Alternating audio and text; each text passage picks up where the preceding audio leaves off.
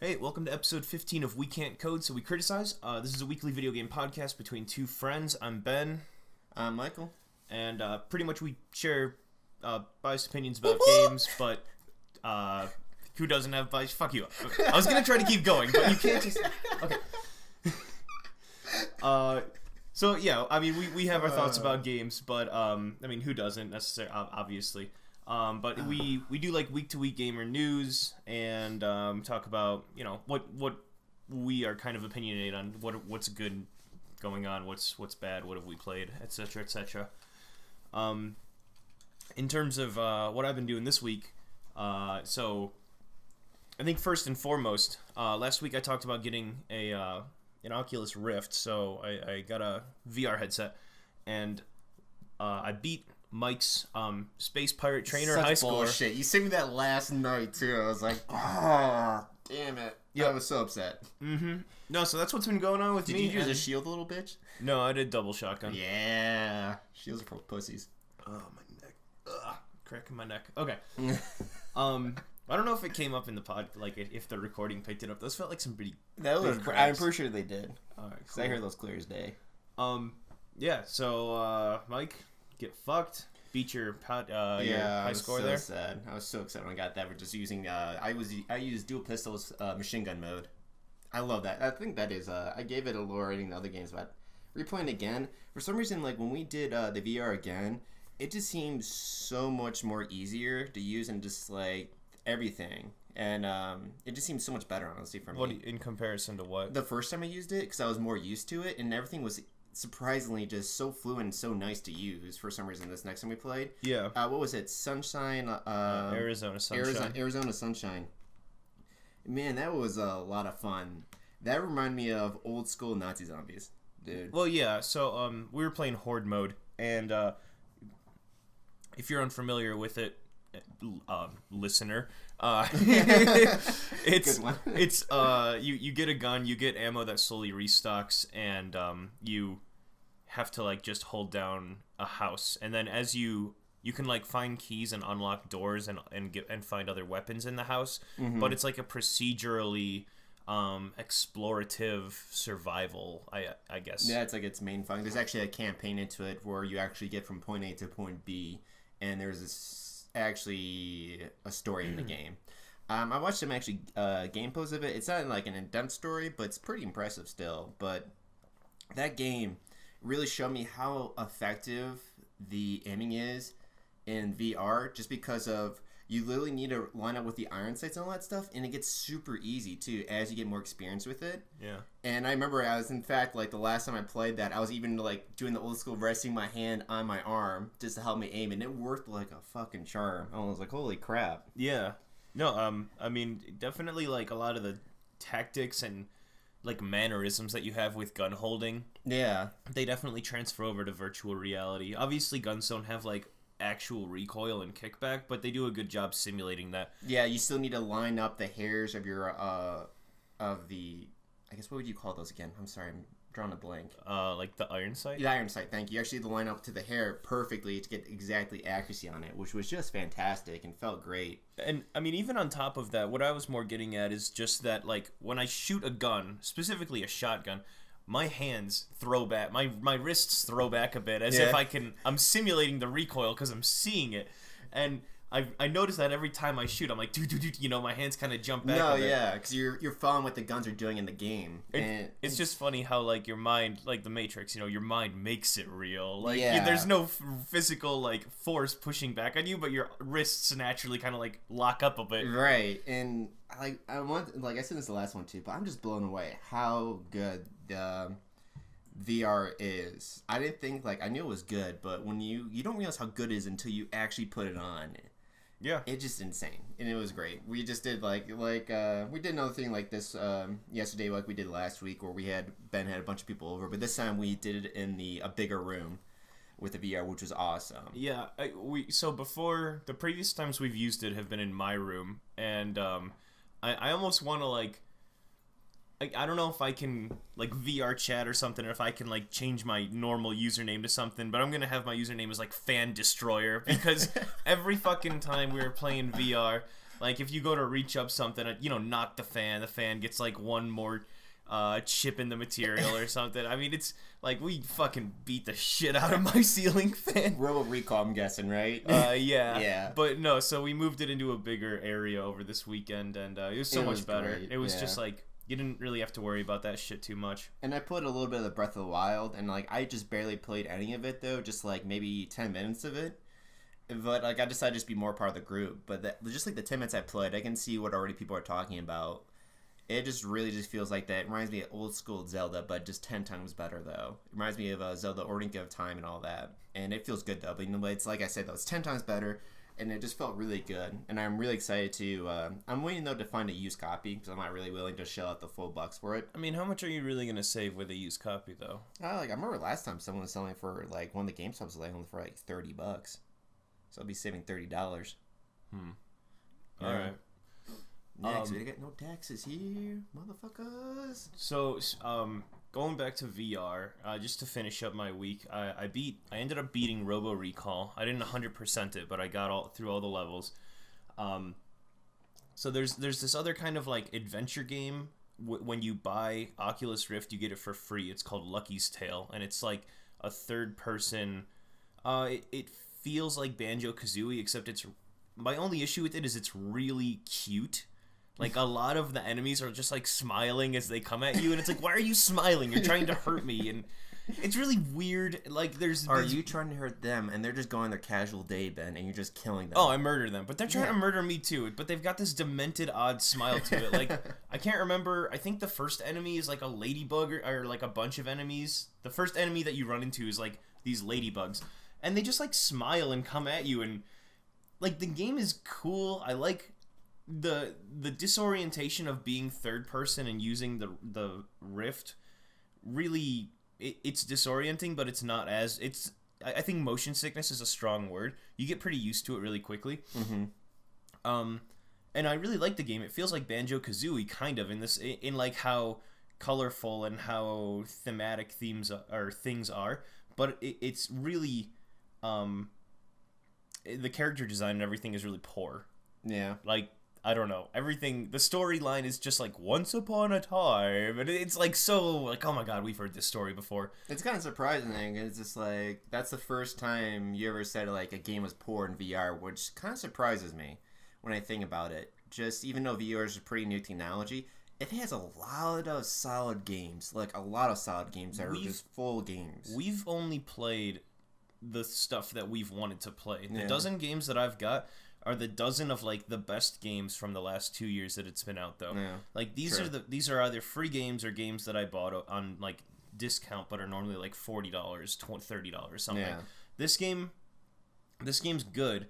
Like it looks like a full game and that's fine and everything, but the only issue with it that I'm getting at is just it feels too cute. The theme is really weird. There's no real sense of danger and the story is just constantly like... It feels like we've heard the story a bunch of times. Yeah, well, what about, like, Mario Odyssey, though? Technically, that's not really threatening in any way. Would you agree with that? That's not really what? That does, like, Mario Odyssey, like, there's no really threatening creatures in that. I mean, just giant little mushroom people and just, like, caterpillars themselves. Yeah, but they all have character to them. Like I said, the biggest thing with the ladybugs that were trying to hurt me is that they were just, like, smiling, and it was just, like, weird. They weren't, like... demented or evil or bad. They just had like a nice happy face on it. And you're like the bad guy, Ben. I'm a murdering fox. Yeah. Once again, it's the theme of every game. You're the bad guy no matter what. And just going into people's places and just fucking their shit up. Either way, the game feels good. It just seems like it could use like a little more polish, or like the story could be a little more intense. Like even though Banjo-Kazooie or Mario didn't have the best stories back in the day, like fuck, Mario 64 was based off of Peach's like, come to the castle, I baked you a cake or whatever, and he's like, oh, okay, cake, we're good. Yeah, cake, quote quote. I baked you some hand skis and some blow skis. Fucking whatever. I'm alone in this castle. I'm just with a bunch of mushroom people. Please come so we get high, because my life sucks. I love the cocaine you have. You're a plumber. I know you got it. Yeah. It's like, I'm literally hanging out with a plumber. Why do you think I'm hanging out with you? No, I don't know. A princess and a plumber. It doesn't make much sense. I don't know. There's... I guess it's fine so far. Maybe I'm just being hypercritical from... Yeah, it's fine. Like, I think whenever you start a game, you're always hypercritical of it. Hopefully the enemies get, like... I was hypercritical before I did the VR thing, and I was blown away by it. Yeah. Alright. But, so that was Lucky's Tale, and, I've got one more game I want to talk about, but this is actually one that, so Mike, normally you and I play the same types of games, but this is one I picked up yesterday. Ooh. And, What'd you pick up? You're gonna know it, but it's in VR. It's Keep Talking and Nobody Explodes. I think you're gonna know it. I mean, there's actually sadly a lot I'll just describe it. There's a lot of games like that, which is kind of weird. I'll describe it. So pretty much one person has a bomb in front of them. Oh, them. Yeah. There's a bomb. Yeah, no, there's a bomb. No, I get it, remember. So, for anyone that's unfamiliar with this game, pretty much you're presented with a briefcase. When you wear the headset, you're the only one that can see it. You're in a room and there's like a briefcase essentially in front of you. It's a bomb. But, on each side of the briefcase, there's 6 panels, and each panel presents a different puzzle. Now, the people that are outside of the headset, they can't see what the person in VR is seeing, but they get a list of instructions and mazes and, like, codes and whatnot to decipher. So pretty much the person in the headset and the people outside on the side have to communicate. And it sounds really lame. It sounds like there's a lot of, like, math and puzzles, and there are, like, but it puts you up against the time, and communication is key. And for a virtual reality game, like, where unless you have like 6 people with VR headsets, it's a pretty fucking awesome game to play with a group. And that's something I actually wanted to bring up too about that made me realize something, is that PS4 has VR too, which is not even near as good as like the Oculus Rift or the Vive. I never used the Vive, but I'm hearing that it's pretty similar to the Oculus Rift, so if they're even similar. It has the same resolution. Same resolution. The controller's it destroys different. obviously the PlayStation's VR. But the thing that the PlayStation has over both of them is that it has a lot of good games where you can play with a person with VR. Like, the people in the room can actually play with them. They had a lot of good games. Yeah, I like the PlayStation VR games a lot. It's great for just party games, honestly. It had a lot of good ones. Every single one I really enjoyed. Mm-hmm. And that's what I'm really hoping that comes to the Oculus and the Vive. Is just that maybe there's like they maybe try to get some of those games where you can just connect controllers to your PC or your laptop so you can play with them as well. Because I'd like to see more of that, like, what is it called again? Keep Talking or Explode? Keep Talking and Nobody Explodes. Yeah, Keep Talking and Nobody Explodes. I'd like to see more of those games with these new VRs and stuff. You know? Yeah. No, I think that there's a lot of potential where the person in VR sees something completely different from everyone else. Like, this is... Not that Mario Party is necessarily going to team up with, like, Oculus Rift and Facebook, but it would be a really cool game where, like, I know the last Mario Party 10, I think, or whatever it was, they had a Bowser mode where someone played as Bowser and manipulated the course, and then everyone else just played through it. Yeah. And, like, a lot of the mini-games were, like, you know, one versus everyone. Yeah, that'd be great to see. And VR would be perfect for that, you know? Yeah, totally. And I totally agree with that. I think one of my favorite with the Sony one was the ghost hunting one, where people can see ghosts in the room, but the person in VR couldn't. So they would tell them where the ghosts were, and then the person in VR had to shoot in that direction where the ghosts were at. I really enjoyed that. Yeah, like you can see things that the person in VR can't, or vice versa. And a lot of other really cool games, Nintendo Land on the Wii U did something similar, where the Wii U being the console that has video in it. Yeah. Like, they had a lot of similar games to PSVR, but, you know, you would see, like, a room and there's ghosts in there, and then people would play as, like, humans and try to avoid the ghosts, and you'd have to lead them, or, like, you'd be a ghost and you had to scare them. Like, the whole thing of, like, you know, one person versus everyone else, they've been doing a lot of work with that with, like, Nintendo Land and with the Wii U, because it was, you know, only one person can have that handheld, and everyone else just has Wiimotes. But so a lot of the options, or a lot of the applicability with VR, I think is there. I just don't know if there's too many games that have utilized that. Yeah, I hope there are more come out, especially just as good as the qualities of the games that we play too. Yeah. I also played a bunch of really shit free games on the Oculus Store. They're not really worth going over, but they're just like experiential and stuff. What did you get around to this week, Mike? I just have one more question about VR. Mm-hmm. Did you get VR chat yet? I did. I tried it yesterday. Why are you excited? It's just because it's stupid. I just want to know how it was. Because Donkey made one video, and now everyone's like... It's not even Donkey. It's not even... No, because, like, honestly, I hate those videos. I actually avoid them. I don't like watching them. It's just my brother just started talking to Jamaicanly once on Steam, and he's like, I'm going to show you the way. And I thought he was just joking, so I just started talking Jamaican back to him. And then he was like, you never saw that video, do you? I'm like, no, I don't know what you're talking about. And then he showed me this video just of all these people dressed up as Knuckles, and then they're just going into people's chats in, like, huge groups, like 20 or 30 of them, just screaming at people or clicking at them or spitting at them. And I'm just like, that's just fucking hilarious. And I was just curious, like, so, because, like, honestly, like I said, I don't like watching VR chat videos. Like, I tried watching them. They're just weird as fuck. Yeah, it's a chat room where people can be, like, their anime avatars and, like, fuck each other. It's weird. Yeah, so what was your experience like? Well, I started as a pre-made avatar whose name was, like, Alex or something. And then I jumped into some random world that was called Uganda. Well, which I know it's based off of a country, but I mean the server or, like, the chat room or whatever. And all it was like Knuckles, but he was posted everywhere, and then like I didn't know any of the controls, so like I went up to one and I clicked a button, and then my avatar became him, and I was like, cool, now I'm the one thing I fucking hate in this VR chat. So then I went around playing as Knuckles for a bit, and I went to another room, and people were like, oh, you actually have virtual reality, because I guess they could see like my hands move and shit, and all of them are just like playing on PCs, and I was like, yeah, it's VR chat, what the fuck are you guys doing in here? And then I pretty much left, and that was it. I played about 5 minutes, and it was fucking stupid. Yeah. I don't know why these trends kick on. It's Neither do retarded. I just, like, I know it'd be the same thing with me as well. I just made me laugh, and it's great that you actually came across exactly what I was talking about, and it became one of those things. Yeah, it was... I thought the irony was really heavy-handed there, too, where I was like, okay, this is retarded, and then I went to the world, and I was like, oh, there's the Knuckles that everyone's talking about, and then I clicked on it, and then my avatar changed to him, and I was like, cool, I guess I'm this fucking thing You were now. showed the way. I guess so. Oh, my God. It was ridiculous. Okay, was it free? Yeah. Oh my god, I wouldn't pay money for that shit. That's great. Like, there's Sports Bar VR. There's other stuff where you can actually do shit. They're here. Oh, really? The one chat room that I went to, it was like a camp, and there were like 4 people on a hill, and one of the girls was like an anime girl dancing, and the rest of them were just like standing around. And I was like, okay, now I feel weird. Yeah. And that was it, and then I left. That's how I felt when I did old school chat with AOL. That's like, I came across one of those too. I'm like, this is not a place for me. I'm done. And I walked away from the computer for the rest of the day. Oh, also, I don't know if people... So maybe they can, but I don't know if people that aren't in VR can interact with things.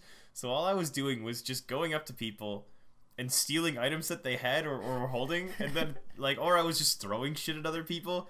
But essentially... Like, I think because it's my actual arm, like, I could move a bit faster than most. But someone was, like, holding a cupcake, and I was like, that's mine now. And then I took it and I threw it over a wall. Or, like, I threw it off the map. That's mine. But that literally, that's my full experience, was 5 minutes where I come into an area, I see these guys hanging out, they ask me if I have virtual reality, like, real. And I was like, yeah. And then I found someone with a cupcake, took it, and threw it over the wall and left.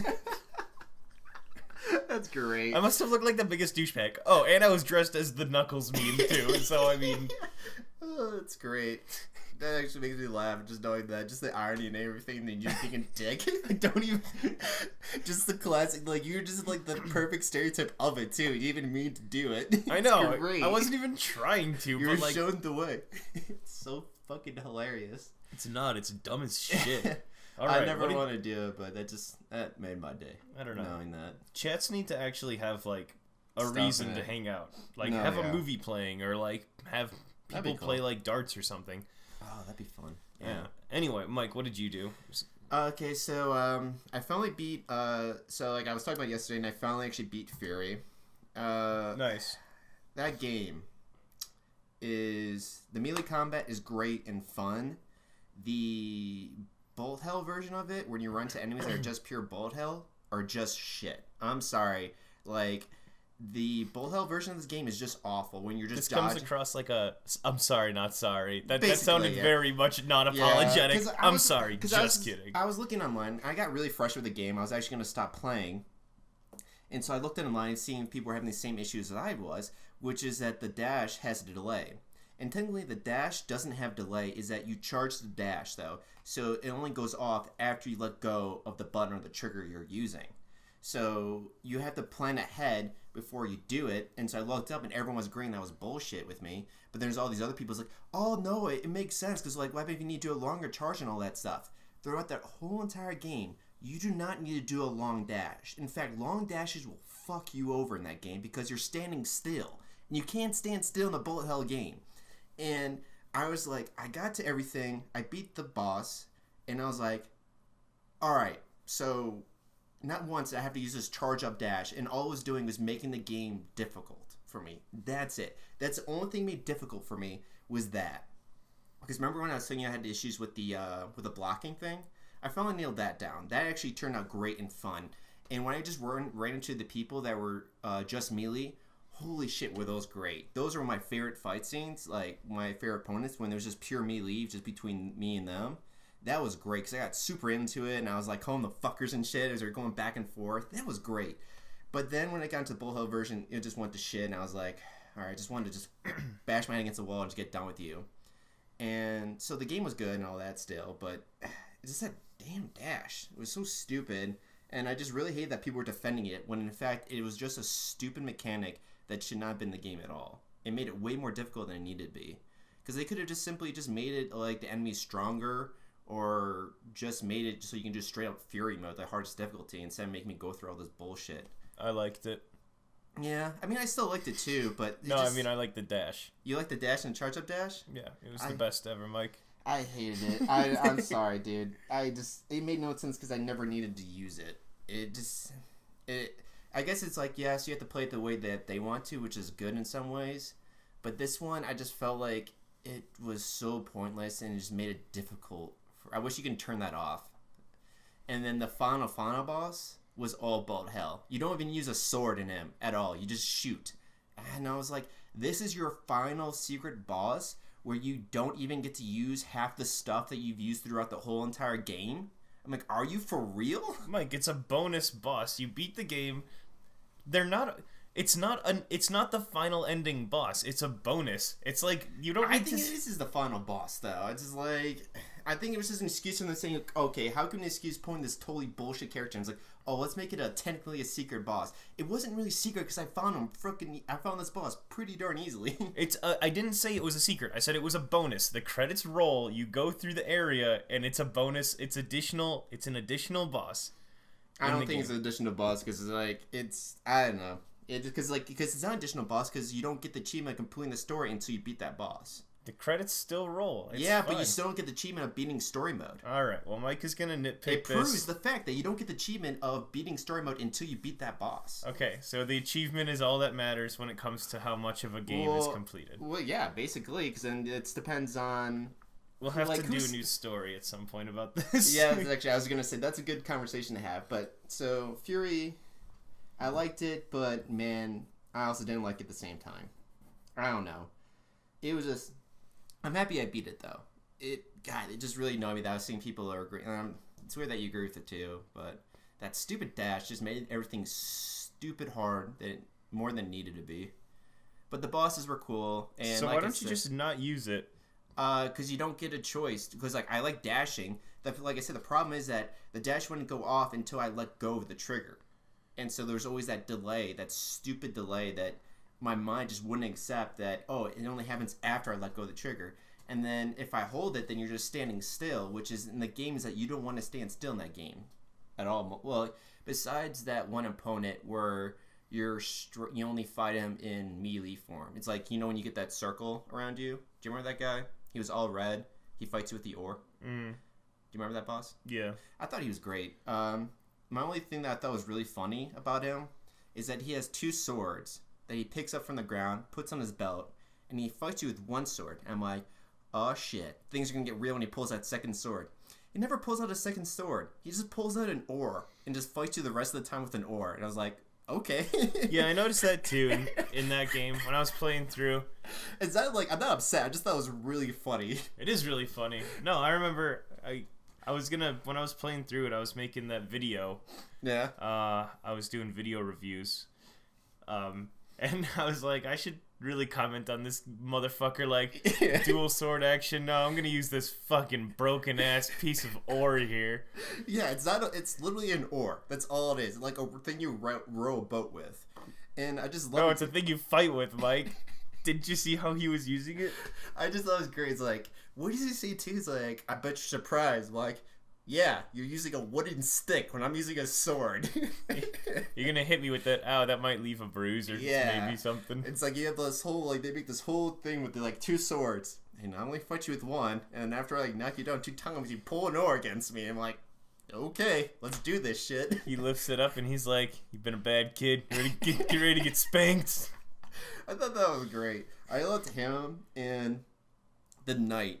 The knight was really fun to face, but man, he was stupid easy though. I don't know. Do you have difficulty with him? The last stage was tough. He hits you 11 times and you've got to block it 11 times. Yeah, I got. That's when I actually nailed on the blocking, so it wasn't bad for me. I actually got him in one go. I thought it was just really funny though. It's like after I beat him, it just like, wait, that's it. This is the guy that put me in jail. This one guy. Because like you have like this partner that breaks you out. He doesn't ever fight with you or help you. He just tells you the story of everything as you're walking through to boss to boss. He's a rabbit. He's a rabbit.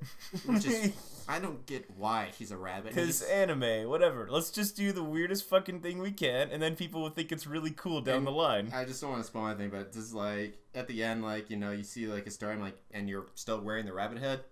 You're gonna tell me why you're wearing the rabbit head? Because he's a rabbit. Yeah, I'm like, he's an actual rabbit. He's Peter Rabbit. Yeah, it's like, but he's just like the voice of the game. He just like tells you the background and everything, and he was just telling me this, like, when you come into the night, it's like, this is the guy that put you in jail. Expect a difficult fight, and then it's like, this wasn't hard. This guy's the one who put me in jail. Why wasn't the guy that could control time? Because he's still like the hardest boss I faced, besides the final boss. But the final, yeah, but. And I just thought that was so funny. He's like, he's the one that put you in jail. Get ready for a hard fight. Like, that wasn't hard, really. I mean, the ending, like you said, was like a nice surprise and like, will fuck you up if you're not paying attention. But I was like, okay. It was like, it didn't make me upset. I just thought it was like one of those things, like the guy with the oars. It was just funny. Mm-hmm.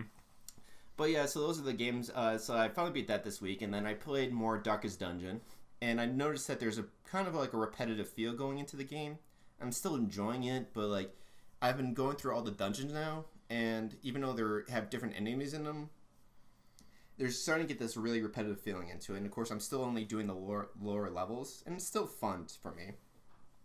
I am getting kind of this annoying part of it, though, where you have to collect certain materials to upgrade your town. It's kind of like the same feeling, like, you know, when we play Diablo 3. You have to get those certain things to upgrade to break down your weapons and stuff. Yeah. It's like that, and I'm kind of getting that annoying feeling. It's like, all right, I didn't get what I actually needed, so time to do it again. It's like, oh, didn't get what I wanted, so I still can't upgrade this. But I'm still having fun, and I'm only doing the lower level dungeons. But still, I realized just recently, it's like, well, I only can carry a certain amount of this stuff anyways. Like, they don't stack all the way up. Like, there's actually a limit to how much high they stack to. So now I'm like thinking, all right, even when I go to the higher level dungeons, I'm still going to be able to get to like the certain amount. So I realized, like, I'm going to have to replay these dungeons a lot to upgrade the stuff I need.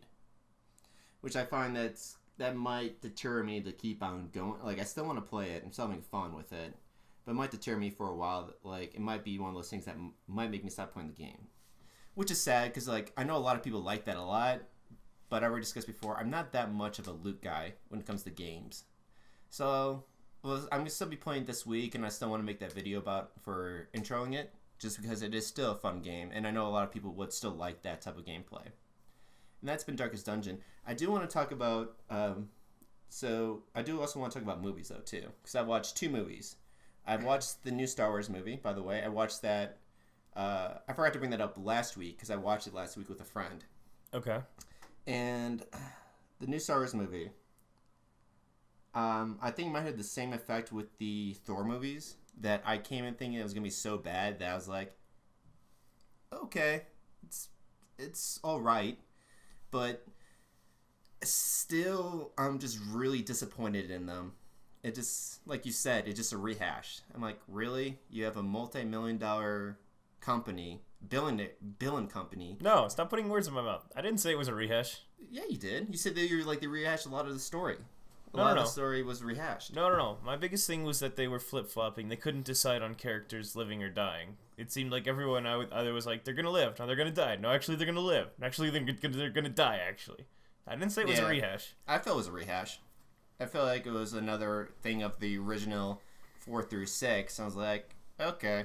I mean, I was just like, really? Again?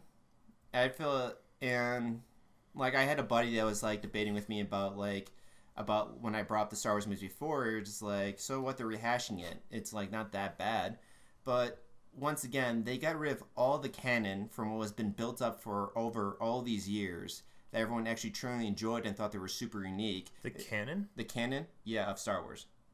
Do you know what? The Star Wars canon? Yeah. Do you know what canon means? Like a cannonball. No, canon means like when someone says it's canon, it means like this is actually part of the universe that the story is about. So after the Star Wars movies, there's been thousands of cartoon shows, comics, books that every single one was actually canon with the Star Wars universe. And then when Disney bought a Star Wars franchise, they said, we're getting rid of all this canon. Everything is gone except for the movies. The movies are the only thing that actually exist. Everything else doesn't matter anymore. And people were like, why? You had so much material to go with. And I was like one of those people too. Like, I never saw them, but I've watched a lot of people who are huge Star Wars fan. Every single person loved all the canons that have been built up throughout this universe for Star Wars. Okay, so a canon's like a spin-off. Yeah, spin-off, or just canon means not spin-off. It just means that this is actually a true event that happens in this universe that someone's made. Okay. So like these, like the cartoon shows that have been out, those are actually canon, and that means like yes, this actually is true with the Star Wars movies. This is fully true. It's accepted by the owners of Star Wars and all that stuff. Disney came in and said, like, nope, none of this stuff is canon anymore. We're going to remake a whole story. And people were like, well, that sucks because you had so much good materials, but okay, let's see what you got. And they gave them rehash of Star Wars 4 through 6. And so now I'm one of those people thinking, so you got rid of a wonderful storylines of 1,000 ways you can go. You had so much easy potential of already written stuff you can go with, and you decided to get rid of all of it, just to do absolutely nothing. They literally added nothing to the story. And that's my biggest issue. I said they had all this money. They had like before they said, oh, we're gonna release like every Christmas. They had all the time in the world to really make what they wanted, to make something truly good then. And even though they got rid of the canon, they had the opportunity to then do anything they wanted to. Yet they just retold a fucking story of 5 through 6. It's like, what is wrong with you? It's like, sure, we got to make money, but it's just so stupid and just idiotic. And that's why I still have beef with the Star Wars. I mean, that's why I still don't like it. But I've known a lot of people who did not know the Star Wars movies, and they enjoy it. So, like, that's fine. You can more than welcome enjoy it. I'm happy for you. It just, for me, it just seems like, what the fuck? It's like, what are you doing? It's like Hollywood. Come on. You have the potential to actually do something more, but no, you decide to rehash another thing. It's like, okay, great. So there's another rehash of another movie, like fucking Ghostbusters, Jumanji, or everything else. It's like, just be original. Give us something new that we can talk about in our generation, where we're like, hey, it's like, this is what our generation made that will last throughout forever, that was unique and original. Well, like the new Ghostbusters, even though it wasn't liked, it was still original. No, it was just Ghostbusters, but with women. No, the story was original. The first Ghostbusters, it's not the one with the painting, it's the other one. What was that one? What were they trying to do in the first Ghostbusters? The first Ghostbusters, yeah, it was Oh, yeah, well, they had the Marshmallow Man, they had the person that was... It was that, like, demon woman from the other dimension. This one, the new Ghostbusters, I'm not defending it to being a good movie, but I'm defending it for being original, though. Yeah, but it's like... why call it Ghostbusters? Why not call it something else? I get that. I mean, that's another argument, though. I mean, is it though? It seems like it's like I can't give him just like, why call it Ghostbusters? If you want to make another story about ghosts and capturing ghosts, you don't have to take. You can still be out there with another franchise and be different. And you don't have to just like, oh, it's Ghostbusters. Like, no, it's not. Ghostbusters were just these guys, these original characters. Not saying, oh, they're men, and now because they're women, but just like it felt like they just took the name just to sell tickets because they knew it wasn't gonna be good. And a lot of people turned out who wanted to be good said it turned out badly. I still have not seen it yet myself. I saw it. Yeah, would you like it or hated it? No, I didn't like it, but yeah, I would think that it's I agree that like I think that people are just taking stuff from the past and making money off of it, but I would still call it original. At the very least, it was an original storyline, even though it used the same 4 characters essentially. It was still like something. The villain, the protagonist, the protagonists were the same, but the antagonist was different. Yeah, like the storyline in general was different. Even though they were using the Ghostbusters name, I thought it was still different and unique enough, but I still didn't like it. Yeah. I don't know, but yeah, that's my tribe against the Star Wars movie. It's like, I came in thinking it was shit. It was alright, but definitely, I really think I'm going to just stop seeing the Star movies when they come out, because I feel like there's really no point to. So I'd just save my money and just watch them later, when they're not so expensive to see them. Because they're just not really worth, to me, a full ticket price. A lot of times in the movie I was going like, this also doesn't make much sense. I was agreeing with you too. It's like, he's dead, he's not.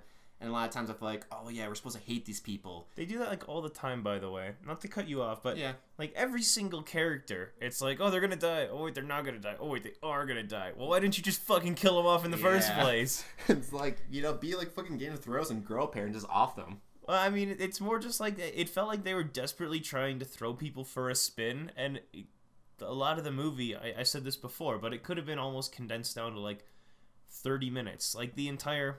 Yeah. I'm not going to ruin the movie by saying this, but a lot of the movie is, like, there's this space chase, I'm going to call it, where the New Order is chasing the rebellion. Like, it's a slow-moving chase, and that's, like, all of the movie. Yeah. Like, a lot of...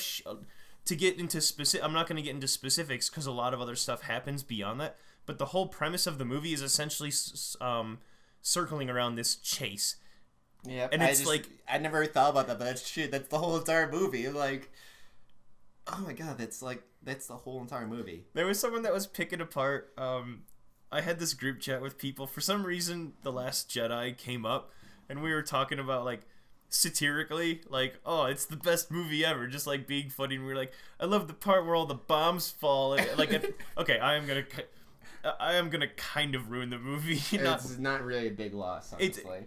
So like, it not necessarily like destroy the movie if you haven't seen it, but if you're a little unsure, like skip the next 30 seconds or something. But someone was like, oh, my favorite part was when the bombs dropped at the beginning, and they're in space and they totally had gravity and weight to them, and they hit the other ship. When in reality, they just fucking release and just stay in the fucking initial ship. And then someone else was like, my favorite part is when Leia survived two heat-seeking missiles to the deck, got blown out into space, came back and only had a concussion. Oh, and on top of that, when they opened up the door and no one got sucked out into space to let her in. Oh, yeah. Yeah, no, there were some really fucked up moments in that movie. I was like, yeah, she didn't get vaporized or burned or anything. She just survived the explosion. Yeah, I mean, that was one thing, is like, you can survive for a little bit outside of space. Well, yeah, but she just got hit by 2 fucking missiles. Yeah. And, like, the trajectory of how far they were gonna go, just, like, that would just shot them into space for how much suction there would have been in there. I guess you could defend, like, well, they had a shield, and the shield keeps them in the area, I guess, but... Yeah, it just die. Just let people die. Just don't give me bullshit. Yeah, it was funny. And someone like made a comic like about that too, about people complaining about that and like how there was like a lot of people sucked into space and all that stuff. But just like you said, she was hit by 2 fucking missiles. Yeah. And I don't care who you are, Jedi still die by getting shot by a laser beam. So they should die by getting exploded. You know, it's like she's not even a Jedi. Technically, she's got Jedi blood in her. She's got the micro. She has a. What is it called? Micro penis. Yeah, she's got a micro piece. We'll just call it that. You know, they decided to describe the Force and all that, which was a dumb idea, and that's. She's got a micro penis, Ben. That's called a clitoris. You shut the fuck up. She's a Jedi. She's got a micro penis. Today on We Can't Code, we know how little Ben knows about anatomy. No kidding. But yeah, so I saw that movie, and I was disappointed in it, but it was decent. You know, it's a movie. That's all it is. It's one of those things. Oh, it's a movie. That would be so funny to see it in the trailer. Like you see it like this summer, the new Star Wars, The Last Jedi, and like Ebert and Rover give it 2 thumbs up.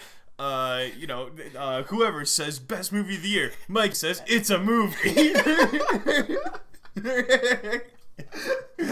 Like the DVD comes out and the tag on the bottom of it is it's a movie. Oh god. Yeah, that'd be really fucking funny. It's a movie. Oh man. And then I saw yeah. So taking on that in that review, I also watched Baby Drivers yesterday with my girlfriend. Finally, what'd you think? It was good. We enjoyed it. I think that I wasn't really blown away with it, but we still really enjoyed it. We thought some of the characters were kind of confusing in their attitudes, especially later in the movie. Okay. Like because I don't really want to spoil anything, because it's still like one of those movies that you should sit down and watch. Yeah, I think I know who you're talking about, though. Yeah, so it just we enjoyed it. I liked the realism there's some of the realism that was put into it. But in the end, for me, it's like if you really enjoy music, it's definitely a movie for you. Once again, they did a wonderful job. Agree with Ben with the setting and all that. Just with everything with the backgrounds going on, the dialogue that goes back and forth. It's really nice. But it's one of those movies that I wouldn't want. I don't really need to see again. It's one of those one-time movies for me. But I can sit and watch it again though. Like if people want to see, I'd be totally down to watch it again. But it's not one of those things like, oh, I need to watch this movie over and over again. In the end, like some of the movies I have that I do that with, but that's not really saying much as one of those movies I like to watch over and over again is freaking Vampires. So, yeah. Best movie, John Carpenter's Vampires. Starring James Wood. So I mean, I do like other movies that are highly acclaimed too that I like rewatching, but there's very few movies that actually I can watch over and over again. But yeah, I still enjoyed it a lot. What are you talking about? How many times did you watch Home Alone 1 through 5 in the last 4 months? That wasn't my choice. That was my girlfriend. Oh, my girlfriend. I had no thing behind that. She would just have that playing nonstop. I'm playing games, Answer the question. How many times did you see Home Alone 3 last year? Home Alone 3? At least once when I was there. I've seen that at least 3 times last year, but Home Alone 1 and 2... Home Alone 1, I probably watched 15 times. And then Home Alone 2, I think it was I think I watched that one actually 17 times for some reason. How? It's not by choice. It's something that she likes to have in the background. My girlfriend likes having cheerful, happy movies being played. So, like, she's the cheerfulness is Robert's getting... Is getting what's the word I'm looking for? Massacred by cheerful happy movies. A guy steps on a 9-inch nail. Yeah, they have the best screams though. Give them that. They're like the most realistic screams you get in movies a lot of times. But yeah, I've seen those a lot, and so it's like, thanks for bringing that up, Ben. It's my credibility just went down the drain. I really don't like to watch the same movie a whole lot of times, but I have seen Home Alone 17 times in the last month. Not by choice. Like I said, I do like watching a lot of movies over again, but it's like, I don't know why. There's some movies I just don't prefer to. And it's not like I don't prefer to. It's like, with Baby Driver, I'm happy with what I saw. I still enjoyed it, but it's like one of those things like, I don't need to see it again. Not as a bad way. It's just like, yeah. It's nice. And it is a movie that you should go see, though.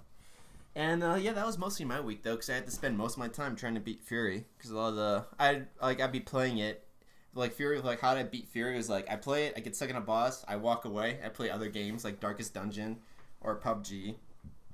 Yeah. And yeah, and I know on PUBG, still a good game. It's officially out technically because there are like 1 point something on it, but they still got to work on those servers. Those servers are really bad. Yeah, there's I mean, I saw something on Reddit where people were talking about like they got like a bunch of signatures from people, or like maybe there was a voting system where a bunch of people came out and petitioned to like have Chinese server, or is it Chinese or Japanese? Fuck, now I'm gonna sound racist because I can't remember. But I guess that they're looking to get specifically like a certain country out of like having their own server, so because they're known for cheating a lot. I'm just gonna look it up really quickly. It's China. It's China. Yeah, because what they do is that they rare people in the Chinese, like people who play from China, have a system where they would just wear red shirts, and then now would like tell other players, "Oh, you're Chinese," so we'll help each other get to like the final, countdown to win. PUBG players demand Chinese region lock over cheating. Yeah. So I guess I think I mentioned this in a previous podcast, but in China, it's not seen as like a bad thing to cheat. Like their only objective is to win, from what I've heard. Yeah, so they would play with other. So like I said, like before, they would wear red shirts so they know like, oh, so you're also from China, so let's work together. And they would do this on one versus all. And obviously, in one versus all, you're supposed to play by yourself, and it is actually cheating when you team up with another person, one versus everyone. You're not allowed to do that. But I mean, in terms of actual like cheating where like auto aim and they're actually doing that too now, heavily. Well, I mean, we've run into that more than a couple times. Yeah, but they all seem to be not to be stereotypical or racist. They didn't seem to have Chinese names though. They seemed pretty American. Well, the thing about it is that, like I said, there's this it's kind of like a general rule where like Chinese, they only care about the W. They only want the win. Yeah. And once again, this is going to kind of come off racist, I guess. But it's like a more of a cultural thing I've heard where, like, cheating, it's just like, you just want the win, essentially. Like, and cheating is a tool that they have the ability to use, and so they don't think of it as something bad. Yeah, like, it's not seen as, like, a bad or negative thing. In like... It doesn't have the stigma, like we have more of a stigma here, in a sense. Yeah, like, I mean, to me, at least, I mean, like, I think cheating is bad, and it, like, ruins the game. Yeah, we had a podcast about it. When it's generally all agreed in China of just, like, just win, and, like, that's all that matters, then cheating becomes a lot more acceptable. And so this is why people are pushing for this, I guess. Yeah, and it'd just be nice, too, because then... You're not playing with someone that's going to have really shitty connections, since all the servers are in the United States right now. And you're playing with someone that's in China, their connection is not going to be as good. And that sometimes gives them a disadvantage, but most times also gives them an advantage too, because of just how things work. And also, you don't have to play with any dirty Chinese. Yeah.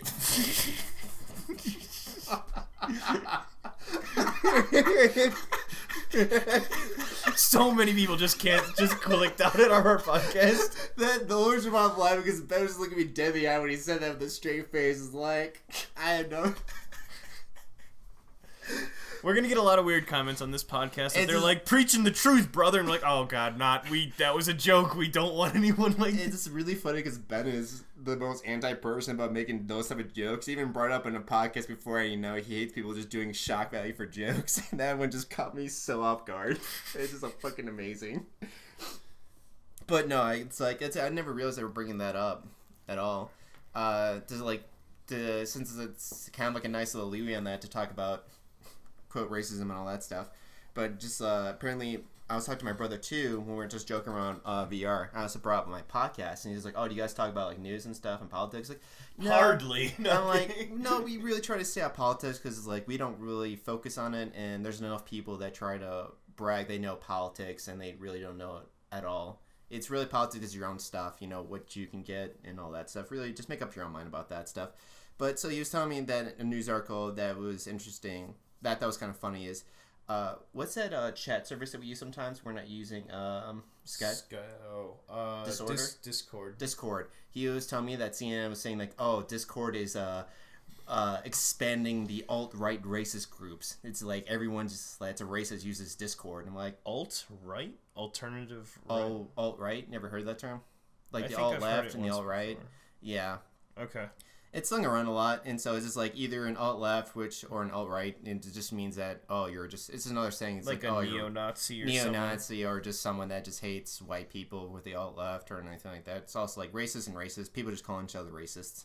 And so, like, CNN was making a news, like, yeah, like, they're racists using Discord to spread their ideas and everything like that. Well, yeah, have you met any teenage video game playing kids? 99% of them says that they fucked your girlfriend or something. Yeah, that's true. People that have fucked my mother, my dad, and a bunch of kids that I play online games with. My mom's a whore. You heard it here, folks. Yeah, I love you, Mom.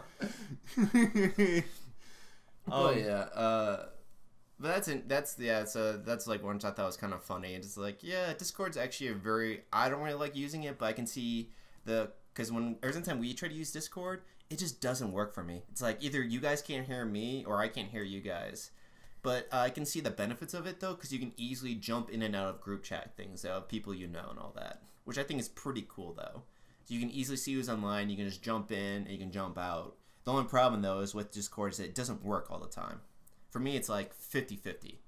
Not even. It's like 75% it won't work, 25% it will work for me. Yeah.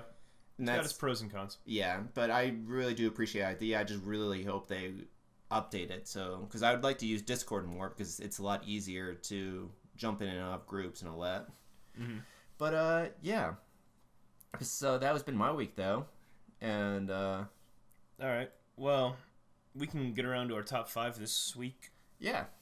So we kind of ended last week without really saying what this current top 5 was going to be, so yeah. apologies to everyone about that, but we decided that we're going to do top 5 turn-based games. So these are games that that like you take a turn, obviously. So like Hearthstone as an example. Games that it's not like live action. You make a turn, then your enemy makes a turn. Yeah, and you can wait as long as you want. The enemy can't make, or opponent can't make a turn. More like you make a turn. More like strategic almost games, like where you can plan out a couple moves ahead. My number 1 is chess. No, I'm kidding. I mean, technically that is true. Chess. Okay, so I think, do I go first this time? Yes, I went first last time. Okay, so I'm on a copy.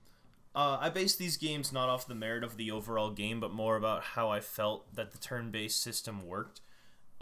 So, like, what that means is I might really like games lower on the list more than I might like my number 1 or number 2, but as like an overall game. Mm-hmm. But in terms of how the turn-based felt or how it was applied or whatever, that's what made it on the list. Is like if it was unique or if it was like different or if it was just kind of like, yeah. Okay, I get what you're saying.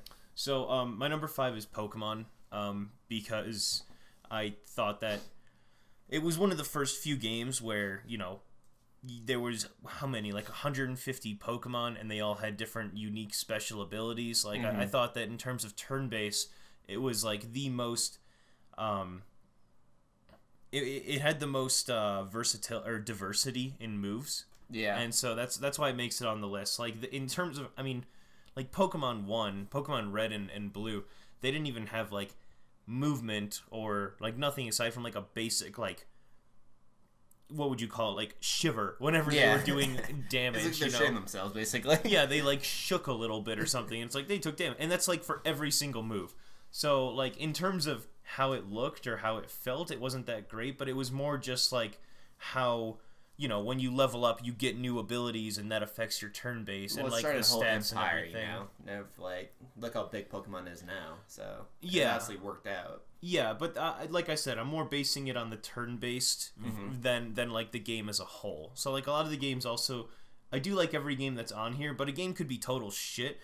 But if it had good turn based mechanics, it would still show up on this list. Yeah. So it's only that's I guess the sub criteria is just like it doesn't matter about the rest of the game. It's just how the turn based felt. So Pokemon makes it as my number 5. The next one I thought was really good. was Paper Mario: Thousand Year Door. Oh yeah. Yep. So that was on GameCube. Everyone thinks that it's the best Paper Mario. I haven't played in a while, but I do agree it's a really good Mario. If you're unfamiliar with Paper Mario, it's like Mario RPG, except everyone is like thin like a piece of paper, and that hardly comes into gameplay except like every once in a while you'll like fold yourself into a paper airplane or something. But realistically, it's like no one really gives a shit. It's like Paper Mario, but it's just a fucking like RPG. Like the same shit happens, you know. You could be 3D or 2D. The same fucking shit happens. So what was really cool about Paper Mario, and the biggest thing about turn-based games, I think, to me, is that they take up a lot of time. And I felt that Paper Mario was just like really quick. The layout of the turn-based combat was simple, you know, like characters had a basic attack and then they had like a couple special abilities and then items, but realistically, like you threw on how you wanted to attack, you threw on modifiers outside of battle to affect how you worked in battle, if that makes sense. So like there were badges that you could equip that gave you abilities. So one was like a multi-jump. One was like you have like spikes on your feet or something, so you do a little extra damage when you jump. You know, one is like you equip a certain hammer that you can do more and more essentially. But I really liked a lot of like the simplicity of Paper Mario: Thousand Year Door. It was really cool that it was so simple, and turn-based can normally be like I don't have one Final Fantasy game on this list because I hate that there's so many menus and so many things. I was curious that like I took a sneak peek of your list and I'm surprised that you didn't have Final Fantasy. I thought because like I don't not just one thing. I don't have anything in Final Fantasy on my list because I'm with you too with that as well. It's too complicated. Yeah. And in comparison, Paper Mario just really, I think for how many options and how many badges and everything that you could get, I think that they really dumbed it down by just like having these badges that you equip previously to battle, so that any moves that you're not going to use, it's not even going to fucking show up in your selection. Like you don't have to sift through Fire, Firaga, you know, and like all the other abilities that you have in Final Fantasy. It's just, you know, if you're not using it, don't fucking worry about it. Mm-hmm. So that was cool. This next game, they kind of let me completely become a hypocrite and kind of go back on exactly what I was just getting at. But number 3 is Chrono Cross, and it is this like it feels very much like Final Fantasy, where you do have a lot of abilities and you do have like, you know, 3 people fighting. It's like an RPG, you know. It looks and feels very much like Final Fantasy, but excuse me. The cool thing about Chrono Cross is that each character had a couple of their own special abilities that, kind of like Pokemon, it felt really unique. So first off, in Chrono Cross, you make your own party, but the way that you make a party of people is you have to like be in a certain place at a certain time or complete a quest in a certain way, and then this guy's like, oh, I'm gonna, you know, I like your cause, I'm gonna join you. You can get up to like 20 people into your party, and then you pick and choose which ones you want and which ones you don't want throughout the game. It's super cool. Do they all level up with you, or do you like the people they have with you level up only? You know, I'm having a hard time remembering, even though it's like my favorite RPG ever. But I think that everyone levels up at the same way, but I think that they level up slowly. It's like, have you ever used the XP gain in Pokemon? I think it's like that, where you have a Pokemon outside of battle, but he slowly gains experience. No, that didn't work with Pokemon, at least the original. Like, not in the original. Okay, no. Yeah, no, I only played the original red, blue, and yellow. Okay. So, yeah. Well, anyway, so the cool I'm thing... glad they fixed that, though, by the way, because that was super annoying to level up some Pokemon. Yeah. Well, the cool thing about Chrono Cross is that you had a bunch of characters that you could make. Like, there was so much diversity in characters that would make each kind of run through play differently, but also each character had like 3 or 4 unique abilities to them. Like, there was this chef, for example, that you could have in your team, and like all of his abilities were based on food. So like, you know, he had a pan as a weapon, and like, you know, he would either like beat people with it, or he would like give you guys a buff by feeding you something good. there was another guy that was a robot, and one of his abilities was just like a fucking like laser beam across the map and hit everyone. There was this kind of guy that's like a cat humanoid, and he's like, you know, this really like dark evil character, and he's got this move that's called I'm trying to remember what it is. It's like absolute nothing or something, and it pretty much, he like takes a black hole in his hand, and like everything's getting like everything around him is getting sucked into it, and like everything just turns to absolute nothing, and the screen just goes black and fades out for like a second and then comes back, but like everyone and everything gets sucked into it, and then it just ends in like nothing. The screen just slowly, everything gets sucked into it, like characters, health bars, statuses, everything, background, and then it just goes into it. Nothing, like there's no big explosion or anything. It just goes into this circle, goes black, the screen goes black for a second, and then it just like comes back, and everyone like takes their damage, you know? And never just pretends like nothing happened. It's like, alright, we're all agreed that we'll just pretend that didn't happen, because that just fucked my mind. Oh, the move is called Forever Zero in Chrono Cross. It's the coolest fucking move ever. Honestly, look up like a YouTube video of it. It's like a 4-second, move. Does it hurt only the enemies? Yeah, it hurts only the enemies. Oh my god. Yeah, it's called Forever Zero, which is, once again, it sounds fucking cool. Forever Zero. It's like, are we the bad guys? Seriously. That guy just absorbed every single thing in this planet and just basically killed it. Are we the good guys? Just saying, Ben. Dude, that guy just sucks every little big thing into a black hole and just shoots it right out to kill it. We're good. One fuck up, he could just end the whole entire universe. They're the good guys. Great. But no, so I like the diversity in Chrono Cross as well. I thought that had a really it felt like every time I've played the game, which it's one of my favorite RPGs, I get around to it maybe realistically every 3 or 4 years. But it's been out ever since PlayStation 1, and yeah, it's just super underrated game. It's actually a sequel to Chrono Trigger, which everyone has played and heard of, I'm sure. I actually haven't played it. But no, yeah. I was never... surprisingly, I was never really, when I was younger, into turn-based games, because I was never really good at them. Yeah. I was never good at planning in future issues and all that stuff, so I'd always get fucked over pretty easily in the later part of the game. Because that was always my issues with turn-based games, that a lot of times you couldn't level up all your characters. You had to take them out, put another one in to level them all up, all that stuff, so... And I was never good in planning that in the future. It's like, who's actually going to be useful in the future, and who's going to just absolutely just be shit? And I'd always somehow end up picking the absolute shit characters. Right. Another cool thing about Chrono Cross, while we're talking about it, is the basic combat was really cool. So, like, the main character is called Surge. So if it was Surge's turn, and you just wanted to do basic attack, you had, like, a level 1 attack, a level 2 attack, and a level 3 attack that were all just physical damage. But each one... Like, level 1 did the least amount, level 3 did the most amount, but you had less of a percentage chance to hit with each one. And you got, I think, 7 hits in total. So, like, your level 3 used 3 out of your 7. So, if you were going for big damage, you would do a 3-level hit, you would do another 3-level hit, and then you do a 1-level hit. But, like, you're risking missing as well. Right. And then the more times that you hit someone, the higher the rest of the chances become. So, like, if you hit someone with a level 1, then everything else would increase percentage. So, interesting. Like, if you were going a safe route, you would do a level 1 hit, then a level 2, then a level 3, and then, like, a level 1 again or something.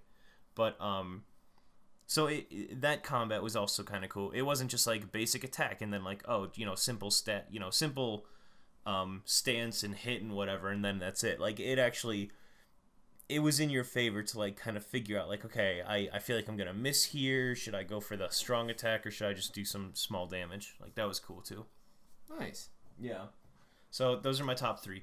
Pokemon, just the first generation, because it brought so much to the table. I mean, especially on the Game Boy. Like, how much memory did a fucking Game Boy cartridge have to have, 1,000 moves or something? And, like, 150 Pokemon, and... so many characters and so much dialogue. Yeah. Paper Mario 1,000 Year Door is number 4 because it took a way of making RPGs feel very simple, which is typically one of their biggest crutches. Yeah. And then number 3 is Chrono Cross because, once again, kind of like with Pokemon, it just brought a whole bunch of diversity and like a new spin on turn-based. Okay, sweet. Surprisingly, though, Pokemon's not on my list because even though like I liked it as a child, it just, man, I just did not like that. Like I got old of it pretty quickly too. At the same time, just for me, it just felt so darn repetitive, especially with the issue of just leveling up your Pokemon. That's it. Just like for me, that always hit me. Like I hit that wall so quickly with those games, and that's why I never continued playing all the Pokemon games. I never tried to stride out to try the other versions of them and all that stuff. Because I just did not like that wall at all. Just like, all right, now to level this Pokemon up. All right, let's do this 100 times. Now, all right, now I got to level all of these other... Like, how many Pokemons could you carry? I think like 7? 6. 6. Like, I did this 5 more times now. Just like repetitive leveling up so they're ready for the next gym and all that stuff. Yeah. Still a great game, and I'm not going to knock it. Just that's my own opinion. But yeah, it's surprisingly, though, still, it's not going to be on the list. But my number 5 is Dungeons & More. This game came out in 2011. It's a rogue game. It's not a roguelike game. It's just a rogue game where you play the game, you get as far as you can, you die, you start all the way over with nothing. And it was an RPG, and it's all it is you're going through this dungeon as this one character. This character can be anyone he wants. He can be a rogue, he can be a knight, he can be a magician, and all this other stuff. And the game is usually always against you, but I've always, for some reason, like, I just really got into it, and it was so much fun just to play with it, because, like, all the stuff that can happen to you were just really funny and ridiculous, and it was mostly based on luck, but for some reason, I dove in so hard into this game and just loved it so much, and it's one of those rarities for me to actually really enjoy an RPG like that, especially a roguelike. And it is actually all turn-based, so, you make a move, and then your enemies make a move, and it's, I don't know what you'd call the style of gameplay, but it's like old school kind of Final Fantasy look a bit, where you just move a block and all that stuff, and then when you move a block, your enemies move a block, and then if they're in range, you do an attack, and then when you do an attack, it's the computer's turn, and depending on how many enemies are in the level, they all make their moves at once and all that stuff. Yeah, it's like a grid-based type of movement. Yeah, and I just really enjoyed it because there was so much depth in the game. There were so many things that could happen, and that made it more difficult, but for some reason it really hooked me, and I just dove right into it. And but still, though, it's highly roguelike and it's highly by chance, and in the end I feel like it's also one of its issues. At the same time, why I liked it, so that's why it's like my number 5. And thanks to Ben, though, he reminded me of a game that I completely forgot about and I really want to put on the list, and that is RPG Mario. You remember that game at all for the Super Nintendo? Yeah. My God, that was one hell of a game. I love that game. And like I said, where I was never a big fan of turn-based games, that game, though, I was head over heels with. I love the characters, I love the style of play. I love it that you can give your chance to, every time you attacked, you actually had a chance to do bonus damage by hitting A at the correct time and all that stuff. And it was one of those games that really also took a step forward to making turn-based games more where you can do just wait and do an attack. You actually had to do stuff to help your characters do more damage. I felt like, at least for me, because like I said, I didn't play too many RPG games. But this one was like on the Super Nintendo too, and the story was great. I loved the characters in it. I loved that you could have Bowser on your team. I loved I think my favorite character was the Scarecrow, mostly because like he had a fucking gun. I don't ever remember the game that well. I didn't know. I didn't play it all the way through. I never owned it, but I knew people that did own it. Oh, okay. I was kind of surprised when I saw Paper Mario and I didn't see RPG Mario on there, because man, I love that game. That game was so much fun. And checking out my list prematurely. Yeah, motherfucker. I only saw, I didn't really see much on your list at all, obviously, because I can't see for shit in distance. But saw enough, apparently. I just noticed I didn't see Final Fantasy. That's why I was kind of surprised, and I was like, all right, I'm done looking. But yeah, I just I was kind of I just love that one, RPG Maker. It's just not RPG Maker. Sorry, that's a different game. RPG Mario. It really just got me fully into turn-based games a lot more, which helped me actually dive into Final Fantasy games and actually try to beat them. The only one I got furthest is the one, though, with the monkey, when you play as the monkey guy. What's that one? That was 8? You have a monkey tail. Oh, Final Fantasy. Yeah. That's Final Fantasy 9. 9? Yeah, I actually got the furthest in that one, but I never finished it because I stopped playing for a bit. And then when I came back, I was in the middle of nowhere, and I had no idea where I was going. Yeah. So I couldn't continue the game because there was no markers or no journals or anything I can look up to actually see where I was at. So I was like, well, I'm done with this game. All that progression, I think I got to disc 2, which was kind of surprised me. I got that far in a Final Fantasy game. Because like with you said, like it gets a little bit overcomplicated in most parts. And I was not willing to restart all over again. But yeah, so number 4 was RPG Maker. My number 3 is gonna be Total War Shogun 2. That is a Total War game. If you guys probably know by Rome Total War. I love the Rome Total War games. The only issues that I had with them was that the maps were too darn big. It was like they were huge, and the game, like one campaign would take bloody forever. And that's the main reason why I loved Total War Shogun 2 is that you just fought for Japan, and Japan is not as nearly as big as Europe, as everyone knows. Japan number 1. And it was the perfect size where you can get a full campaign in a good amount of time. And I just loved Total War games. The only issues I had with them that they were just way too long for me just to do a single campaign. And Shogun 2 was a great way to enjoy their whole game in a nice little package. I feel like, even though to call it a little package is offensive, and because like there were so much things you can do in it. There were some issues with the game though, where I had to mod it a lot of times, and because like there's some things that didn't make much sense because when you have villages and all that stuff, they would get upset with you and all that stuff, and you get these kind of these strikes against you in some of these villages, which is normal to get. But the problem is though is that the computer never got these strikes, and if you get enough strikes in these villages, depending on what you did, they would start riding against you. So you had to put guards on to watch over them. And which was really funny is that when I put in the mod where it actually computer also had these strikes too, they had these like huge riots that would break up in their areas all the time. I was like, I fucking knew it that they were cheating because there's no way. Because you'd be doing something and it's like, oh, these villagers would know this, and it was when I like would burn down like a village or something like that, and like they were our enemy. They destroyed like my town 3 times. Yeah, I'm gonna burn their village down. It's like, why are you mad at me for doing this?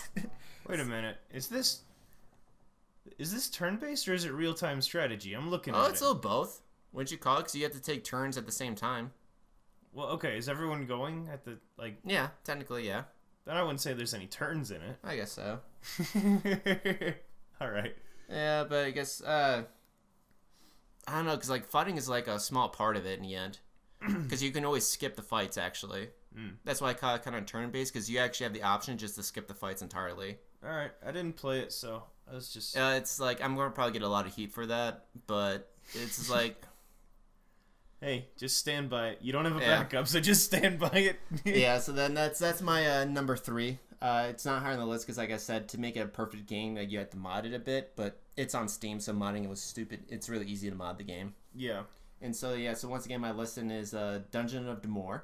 Then there is RPG Mario. Or is it Mario RPG? It's Mario RPG. Mario RPG. And then there is Total War Shogun 2. Alright. My number 2 is Civ 5. Civilization 5. Mm-hmm. Good game. Really good game. Probably the game that I put the second most amount of hours in ever. Turn-based. A lot of... I don't know. It's hard to like describe the game in just a basic, simple go. It's my number 1 too, so we can work on it together, honestly. No, it's my number 2. Yeah, it's my number 2 too. Oh, you said it's your number 1. No, it's not. It's my number 2. I have it my number 1. All right, so then yeah, we can talk about it. Yeah, I really liked. There was so much going on in each turn. I guess I thought that was really cool. Yeah. Initially, it's kind of overbearing, but when you get into it, it's not nearly as overbearing as any of the previous renditions of Civ I've played. Yeah, and I really enjoyed the.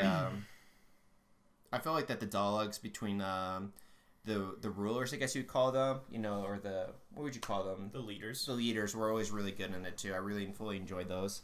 Yeah.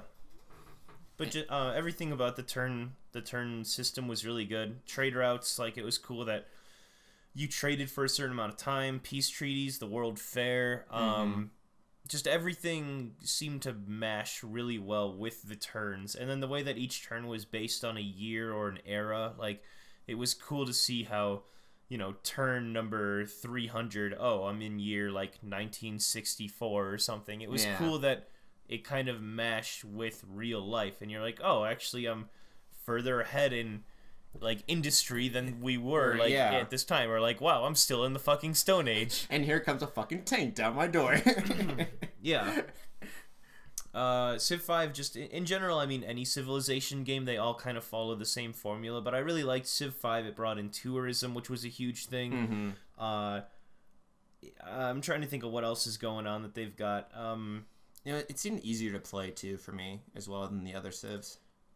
At least, like, for me, it was like everything was a lot more easier to understand and all that stuff, and I felt like a lot more control over it than I did when playing the other Civs. I tried out Civ 6 for a little bit, and what'd you think of that?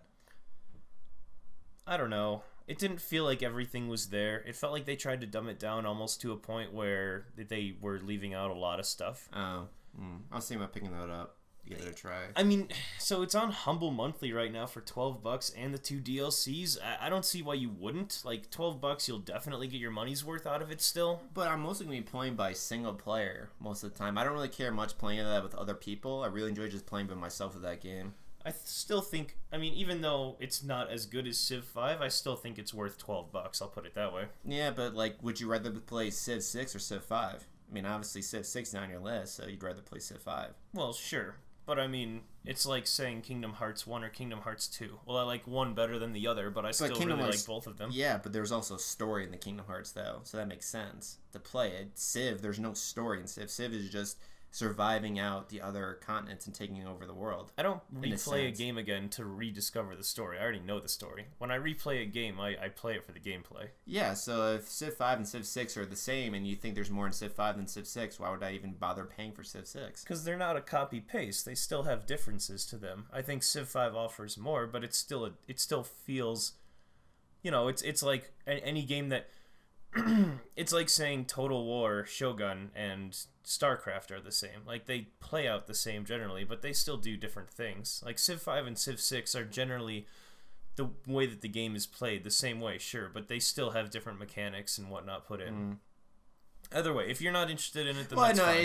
It's one of those things Civ games are long games, which is kind of contradictory to why I liked Shogun 2 over the Rome games. But they've also are, like you said, they're different styles. But Civ, like when I play a Civ game, I'm expecting for a long ass campaign. And if I'm going to be playing a long campaign, do I really want to play a game that's like not as nearly as good as another one? You don't have to get it. No, I'm just saying no. It's definitely worth $12. But if you're not interested, that's fine. Yeah, no, it's like I drop $12 and put some hours in it. I can just play a game I have and put the hours in that.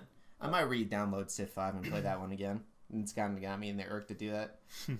And man, that'd be cool if that came out for the Switch. I might actually buy that, see if it was on the Switch. I don't know if it would work too well. I've played Civ 5 with the touch screen, and oh yeah, I wasn't the biggest fan. Oh, well, luckily that's why you have the analog sticks on it. I was actually really excited too because Lauren says she's gonna be playing some more of that Nintendo Switch while we're doing this. I was like, cool. I'm glad you're actually enjoying it.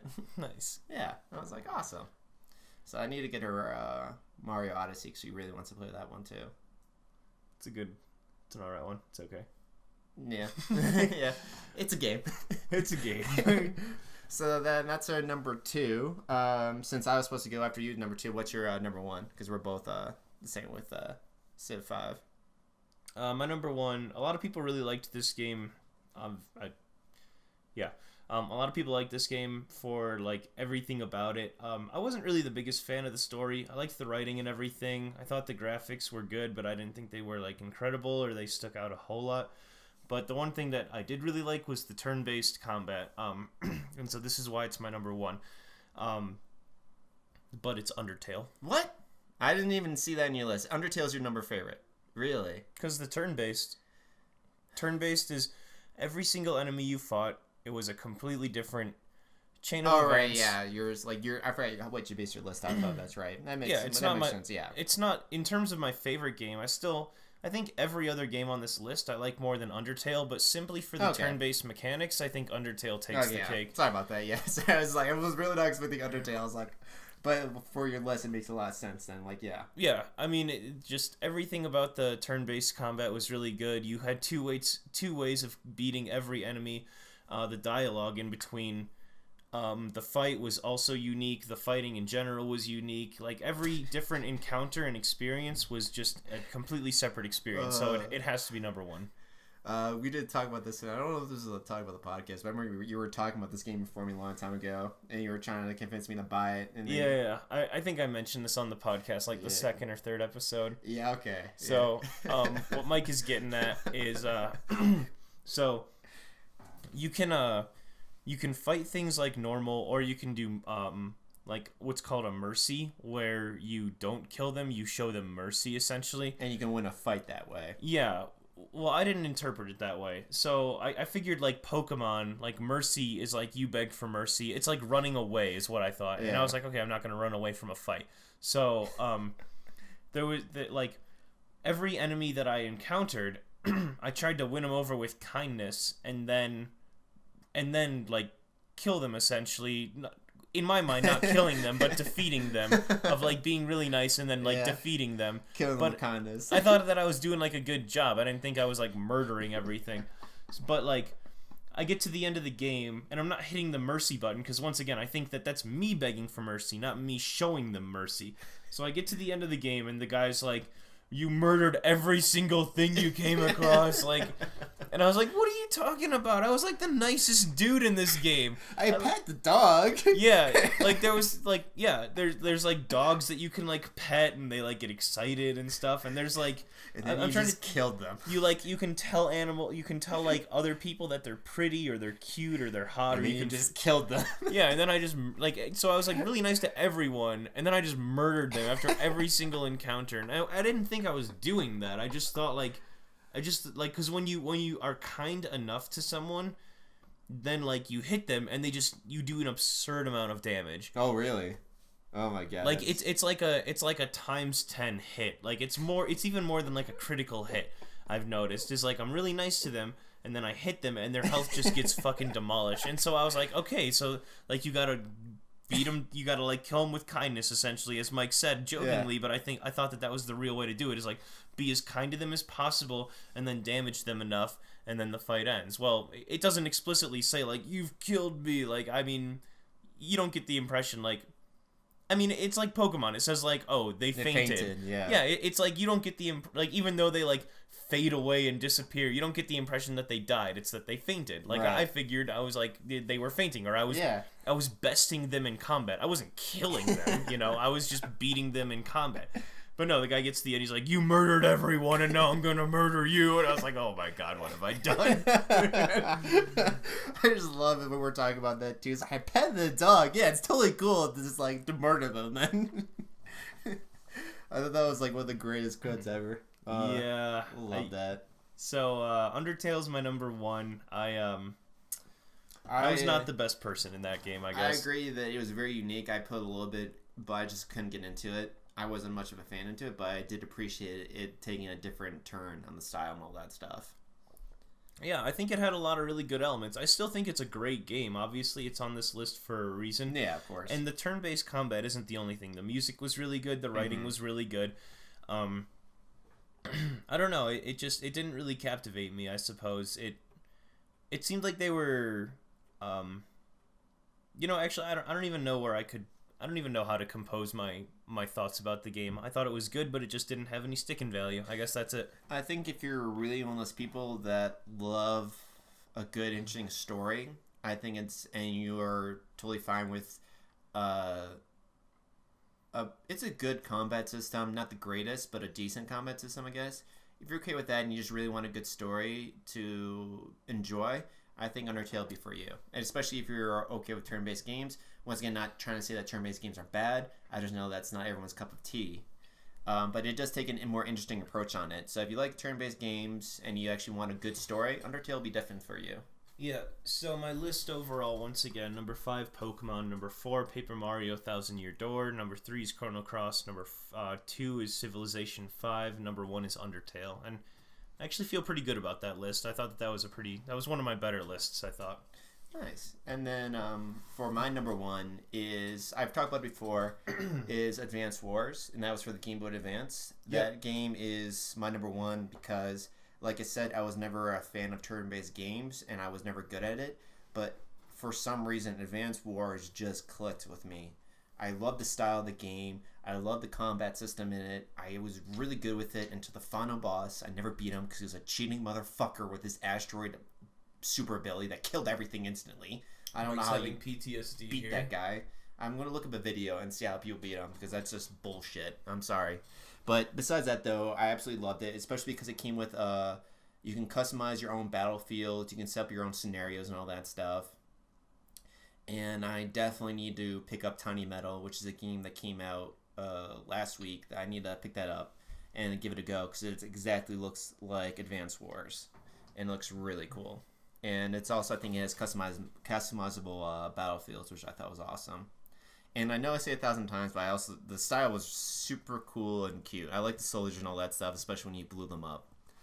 But it was cute to kill people. But yeah, it's just one of those. It's a game that got me to give turn-based games another try again, especially like the old school Final Fantasy when you control multiple people and all that stuff. It really got me the courage to go back and give those games a try, which I did a lot better in. I actually completed a few of them too, which I was very impressed with myself. But that's why Advance Wars was my number 1. It's an incredible game, and it's still good now, by the way. If you wanted to give it a go, the quality's not dropped. To actually play it, though, I don't know if it's out on Steam or anything like that. I don't know if you can easily just pick it up nowadays. I don't think so. Yeah, so it might be a little bit hard because it's only for the Game Boy Advance, and obviously getting Game Boy Advance games is no longer easy now because they stopped making them. They stopped making them in Game Boy Advance a long time ago, didn't they?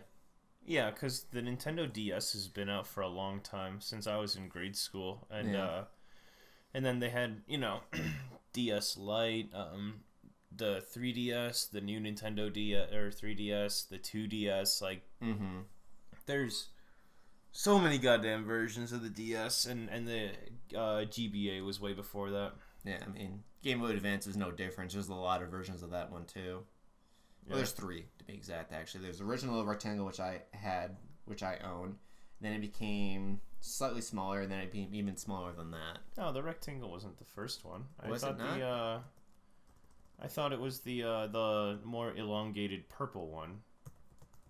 Here, I'll pull. Well, elongated purple one. That one. Yeah, that's the one I had. That's a rectangular shape almost. No, the rectangle was. Here, wait. Let's look this up. Damn it! No, it's not showing up now. Oh, I'm thinking of. What is that This guy on the right. Yeah, that's the square one I was talking about. And then they came with another version of that one, too. Yeah, There's like 2 versions of that. So that's a square, mostly, I feel like, not a rectangle. All right. But yeah. So that was surprising to me because that was just a simple Game Boy Advance game, but it was so darn good. I love that one to death. Hey, handheld games, man. Pokemon, I mean, they do it. Yeah, I mean, Nintendo just knocks it out of the park with these games, and it shows because people keep on rebuying all the old ones, too. And I have nothing against that, because they're good games and all that. But Advance Wars, yeah, that one just really got me to experience turn-based games, especially that type of style, in a whole new way where I can actually get into it and understand it more. And in the sense, it was not an easy game, too. There was actually a lot of strategy into it, so I don't want to make it seem like it was an easy game, or that it's just, like, for people who are inexperienced in it. People who love turn-based would like this game, too. And I'd love to give Tiny Metal a try to see how it compares to it, or at least how it compares to me, into my memories of Advance Wars. Mm-hmm. But yeah, so then that's my list. Starting from the bottom was Dungeons & More, and then it was Mario RPG. God, I'd like to see if we can get that game on the Nintendo Switch, because that'd be cool. Then it was Shogun 2, Total War Game. Then it was Civ 5, and then it was Advance Wars. All right. Yeah, it's like as soon as I came up with I was the one who decided to do turn-based games. The first thing I thought was Advance Wars, though. It was just like, yep. And then I like to, and it's like I said, this one was a little bit more of a challenge for me because I'm not, even though I do enjoy them more, I'm still not the biggest fan of turn-based games, but I still find that games are really good when they are turn-based. I've got one honorable mention. Likewise. There's a game that came out in 2015. It's called SteamWorld Heist. I played it this year, and really good game. It's a turn-based shooter, 2D. Oh yeah, I remember seeing that. Yeah. But all the shooting that you do in 2D is you have to aim yourself. So like your character like holds their gun out, and then in like a 360-degree angle, you kind of point where their gun ends up aiming. And some have like lasers where you can see, or like laser sighted where you can see exactly where it's aiming. Some are like snipers where you're like extremely precise. You can even see like ricochet and stuff of like where the bullet's gonna go. But yeah, like ricochet is a big thing that comes into gameplay where you can like bounce it off a wall and hit someone crouching behind a barrel. Like it was a really good take on turn-based shooting. And like just strategy in general, I thought. But the fact that you aimed yourself was the big, huge thing about it. Is there a story to the game? Yeah. I might pick that up then and give it a go, because I've only heard good things about it, and to see if there's a story and an end to it, I like to give it a try. Yeah. One of the only criticism that I have, which I mentioned even in the last podcast, this is like the best criticism that you can give, is that the game's just too long for its own good. You play it and it's just like, oh my god, where's the ending after a bit? Really? I put like 8 hours into it, and I was like, I was not anticipating on putting more than like 4 or 5 hours into this game. That's a good heads up. And I had like 2 more worlds ahead of me. Like I had only played 3 worlds in like 8 hours or even more, I think. Does each world have like a certain amount of levels in them? Yeah, and you gotta like upgrade your equipment and stuff. It's a good game, but it's like really basic, simple mechanics, and just like a long, like there's not enough modification or like diversity to really keep you coming back to each level. It's more just that like all they did was have these basic mechanics and simple like ways to play, and then they just packed in a fuck ton of levels. Yeah. And I mean, that's fine. It's the best criticism a game can possibly receive, but I mean, it's still like, I didn't beat it, but I still think I played enough of it to get a good grasp of how it goes. Yeah. And that actually is the same thing with my honorable mention. That's Darkest Dungeon. Like I brought up in the beginning, it's starting to feel like this repetitive thing that it's still a lot of fun and it's still interesting. I like the idea of like trading out, these hired gunmen and stuff to make sure that everyone is rested up and doesn't die as they go on their adventures. But the fallacy is that it is a pretty long game with a lot of just like, okay, I've done this before and all that stuff. So there seems to be a little bit of repetitive, like a lot of things are kind of repeating itself. Even though they're different in some ways, I still kind of have this feeling of it repeating, which is why I had issues with Pokemon and why I didn't continue with the series and when the more of the other Pokemon games came out and all that stuff. But I know that a lot of people can look past that and still enjoy that. So that's why, and I think that's one of those games that I think a lot of those people would highly enjoy. Yeah. Well, all right. We can move on to kind of like our next subject here. So this is inspired. I only thought about this story, or like I guess this point of interest or conversation piece is probably a better word.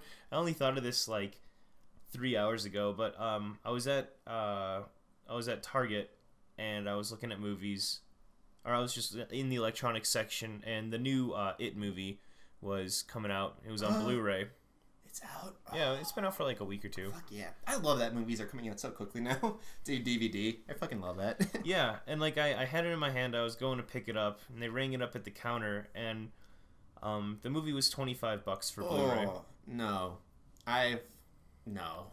Yeah. Just no. Well, like, that's the one thing I've been noticing, though. Like, Baby Driver, I really liked that movie, and I was gonna buy the DVD because I wanted to, like, pay homage to it.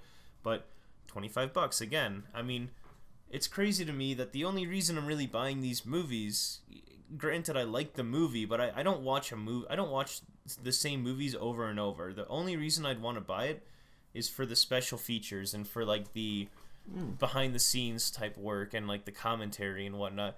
It's just I find that more of a bonus for me, because like when I buy a movie, I know I'm gonna rewatch it over and over again. Yeah, I mean, I'll watch it like every once in a while, but to say I'd watch it more than like twice a year, I mean, that would be a stretch. Like, So in my eyes, I'm paying $25 to get the special features, and honestly, all those special features are probably on YouTube if I really took the time to find them. And like, even though like even for the movie, it's definitely not for a DVD. It's not worth $25. Like as you guys know already, I love collecting movies, and I'm now starting to collect Blu-ray movies. The main reason why the reason why I'm starting to collect Blu-ray movies is because like they're starting to finally reach the price of $10 now, and that's like as high as I go. I might go up to 15 if it's a really good movie. Like if it was $15, I would pick that up out of $15, but I'm not going to pick it up for $25. But that's the thing is, like, since I saw it at the store, I was like, wow, I really want to fucking see it now. And I'm not going to be able to see, because, like, how soon is it going to be on Netflix for, like, or something? For the longest time, too. Yeah. Actually, where's my phone? I can quickly see, because what I've been doing recently, like, what I did with Baby Driver is I go to the Google store, and, like, they're playing movies and TVs. It is really good. I actually like going there, because once I buy them, I can just go to my YouTube channel and I can play them off my YouTube channel. And you can buy them in HD and stuff, but what I do is I rent them. We rented Baby Driver for, I think, $5. Yeah, $5 for HD. You can rent it for $4.99. So it was $6. $6 for HD and $4.99 for basic. Let's see if it's on here. But did it come with special features? Sadly, no. Yeah, not, and that's why you wanted it too. Yeah, so I mean, obviously we're looking at it for separate reasons. But no, I mean, I don't know if this has to be like the longest news story ever, like article or conversation, whatever we want to fucking call it. But yeah.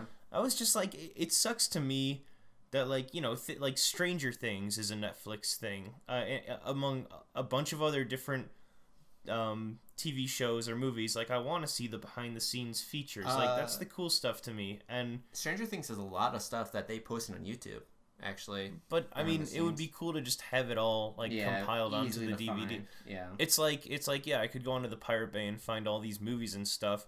But Netflix makes it so much easier to just click it and start watching it immediately. Like it would just be nice instead of having to search through YouTube to just like put in the Baby Driver DVD or put in the It DVD and just like have everything there and be like, yeah, I'll just watch all of these, No, yeah, and it's actually on the Google store. You can you can rent it for $4 and pay for $15 for it.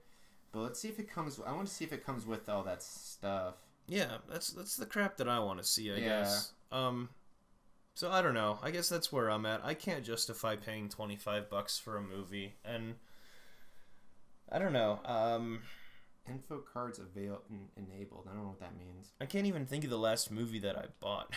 Last one I bought was John Wick 1 so far. I was going to pick up the second one, but that second one's $25. I'm like, I'm not paying $25 for that. Yeah. And yeah, I think John Wick's the last one I bought so far. So I wanted to buy The Wolf of Wall Street. I've been... I don't know why. So as we invested into cryptocurrency officially, like a month ago or something. Yeah, we're all heavily into it now. There's been a lot of meme. Like we convinced a couple of our friends to do it. Obviously a lot of people were interested in crypto, and we just all decided to jump in at once. But we've been sending these Wolf of Wall Street memes back and forth to each other, and I've been like really interested in seeing it. And, lo and behold, it came out like 4 years ago, and I was like, oh, I can't find this on Netflix, so maybe I'll you've never seen it? No, I have, but I can't find it again. So I went to go buy it on Blu-ray, because I was like, okay, how much can this be? Well, a 4-year-old Blu-ray movie is $10. I mean, it's not like the priciest thing ever, but it's still kind of dumb that it's like, are you kidding me? Like, the only reason I want to see this is like watch it once, watch the special features, and then just have it in case I want to watch it like in October later this year or something, That's what I like about the renting feature on the Google things. Like, we rented Baby Driver for $6, and then that's like half the price of a movie ticket, and me and my girlfriend got to watch it together. So, with actually high quality stuff too. Luckily, we have good internet connection, so because we streamed it and it looked fantastic. It was 4K resolution and everything like that. Even that seems expensive though. Like you can buy a song for 99 cents on iTunes, but then you have that song permanently and listen to it whenever you want. To rent a movie means that you're gonna watch it once, maybe twice in the 24 hours that you have it, and that's $6. I mean, well, I think to compare the production value between a music and a movie is kind of a big step. I get that, but at the same time, like it's not costing them anything to give you a digital version. It's not any physical thing that you're buying. To pay $6 to own it, for sure, but to rent it for $6, fuck, I was renting movies at Family Video for $3 back in the day, and I still had to drive there and back. And you know? Redbox is still a lot cheaper. If you rent from Redbox, it's like I think like $1.50 or $2. Yeah, and like that's a physical that, and to go along with that, like Family Video, Blockbuster, whatever, like those are. You know, you would get the DVD. It would still come with the special features. Like Blockbuster, you didn't even have to get the special features. Yeah. Yeah, like Blockbuster, you would. You know, these aren't streaming services where if you did have bad internet, it wouldn't stutter or anything. So you're paying less, you're getting more, you're getting those special features, all that stuff. And also, Blockbuster had the thing where you didn't even have to return it for a late fee. Like, yeah, I'm just saying, $6 for a rental for like 24 hours seems like such bullshit. Irregardless of the music, parallel, like you know, 10 years ago, 15 years ago, we had a much better deal than what we're dealing with right now for movies. That's actually very true, and I give you, that is a lot of. I think it's annoying that we don't get special features. I wish, that is annoying. Yeah. Yeah, because like I actually realized that too. Like I didn't like that didn't bother me at first when I saw like because there's like a Redbox in one of the grocery stores near us, and it's like, oh, $2.50, you know, that's a lot cheaper. That's not bad. But then I'm like, yeah, but you also get all the special features and stuff. You don't have to worry about connections issues at all because I know there's a lot of people that don't get good connections. You know, some people just don't pay for it. Yeah. Especially like when I go to Mississippi, you know, a lot of people just don't have internet or they have like a satellite that barely works. And I'm like, yeah, everyone in there just rents from Redbox and all that stuff. So, well, yeah, I mean, I don't know. I've never used. Okay, that's a lie. I've used Redbox maybe once before, but I think I might legitimately start using it more and more again. It's very nice and simple. You just show up, you get it, and then when you're done, you just put it back into it, and that's it. Yeah. Well, maybe we should. I don't know. If you're down to watch it again, we should rent it and check out the bonus features and stuff this week. Dude, I've been dying to watch it again. I'm like. Do they have Blu-ray in Redbox? I think so. I would be surprised if they didn't. Yeah, I don't know why they wouldn't. Yeah, I hope they do. And like, you got me super excited knowing that it's on DVD now. But even though I'm willing to pay $10 for a Blu-ray DVD player. I mean, Blu-ray DVD. That's fine with me. If that was a regular DVD, I would not pay $10 for that though. Like, I would pay $5. But for Blu-ray, I'm more willing to do it. But I'm not putting $25 for a single DVD. No. Yeah, that's wild. Yeah. Either way, it was just something that came into my mind. First world problems, but no, I totally get you, and I totally love too watching the whole commentary stuff and all that stuff. One of my favorite one was for Alien, the first one. I love the commentary on that one. That was really good. Just to learn why they did all the settings, and like I always found like. I found like a lot of people saying, oh, like all these deep meanings in like alien setting and all that stuff, like what they truly meant. And I just loved listening to it when the director goes like, the first thing he opens, I was like, yeah, if you're listening to this, you probably don't got much of a life then. If you're just listening to this, you got nothing better to do. I was like, ouch, but all right. And so like, then you start going to details like, yeah, we just did all that stuff because it looks really cool. I was like, I figured as much. All right. It was great to just listen to that though. Just like him just being like, just saying it's like, yeah, you know, we're just doing this because we thought this looked awesome. We found the guy that created we based off alien things. So we thought looked really cool with no deeper meaning than that. Which I find when I think back to that, I find that really funny to the more recent Alien movie. Was it Alien Covenant? Yeah. When they just try to just put so much deep meaning into the movie, I was like, what are you doing, dude? It's an alien movie. Did you not watch Alien or Aliens? It's like, they're just horror movies. They're just basically slasher films. If you want to make a deep film, like a deep movie, that's totally cool, but you picked the wrong kind of brand to do that with. Yeah.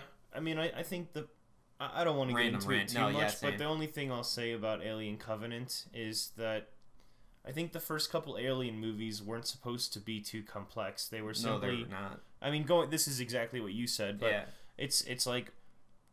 I'm trying to remember. There was like this whole other alien race that was using these aliens, and like the Covenant thing. It took all these weird, crazy fucking ideas. When realistically, what made the first Alien popular was just like, you know, as the same thing. The reason why like Jason is popular, or Freddy or whoever. It's just like it's a killer on the loose, and you're trapped and you're stuck and you can't get away. And also, the main actor was an actress, and was like one of the very few badass actors out there in films during the time too.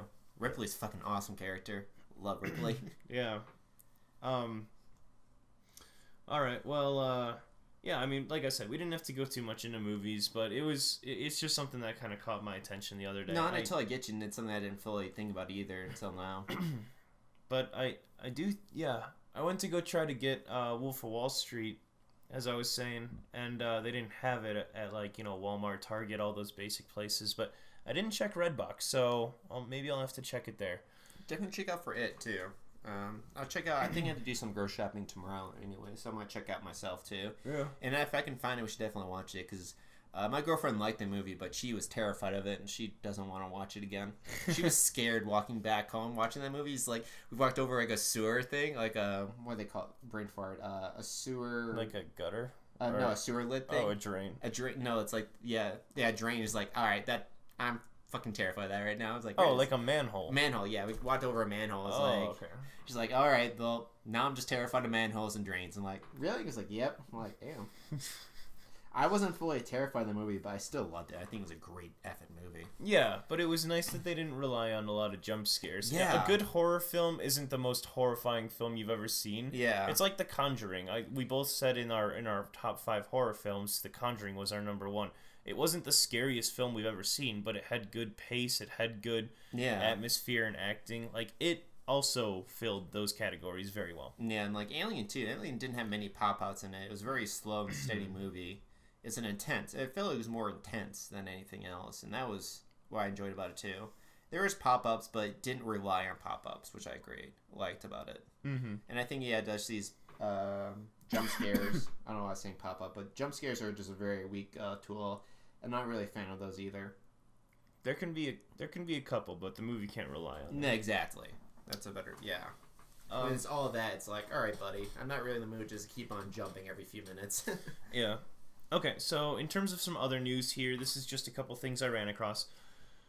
I can rattle them off here really quickly. So we talked about this last week, but AGDQ 2018, that's Awesome Games Done Quick. That ended in the last day or two, and they raised $2.25 million to the Prevent Cancer Foundation. Nice. Props to them. Good for them. I only caught the first day, and then obviously I had to work for the rest of it. But I'd like to see a highlights reel on YouTube or something at some point. Yeah. Always love AGDQ though. One of my favorite things too that they do is that they just put a list of when all the games are speedrunning and when they're coming on, which I absolutely love that they do that. Because obviously there's some games that you don't care to watch, and so it just tells all right, the ones that you were interested in, here they are, and then this one they're coming on, and they're usually dead on too, which is great. Yeah. So that's one thing, AGDQ. Also, I mentioned the Penny Arcade Expo is happening for this weekend. I didn't look into that, but today's January 14th, so if you are interested, today's the last day that's going on, and by the time you'll hear this, you can probably look up just some general overall news or some highlights about that. A big thing that happened, because I've been talking about the Oculus Rift, is that they announced a new Vive called the Vive Pro. Mike, I don't know if you heard about this. No, not at all. Actually, it's super cool. So it has a lot of features. What do you think are some of the worst features of virtual reality right now? What do you not like about it? Because I can almost guarantee the Vive Pro fixed it. There's 2 big things. Honestly, from my experience, I was more blown away because once again, I've only played it when you have it set up. So when I've been using it, I've really had no complaints of it so far. Because when I first used it, I had issues getting the blurriness taken care of, getting it set just right. But the second time, I had a much easier time doing it. But the second time I used it, I didn't have that issue anymore because I had an easier time adjusting it. So, to be honest, I really have no complaints so far of it, but I'm only a side user of it. You're the one who always had to set up and all that stuff. So. Well, yeah, so it's more hardware-based, I guess, is what I'm getting at. And you were talking about the resolution and the everything seeming blurry and whatnot.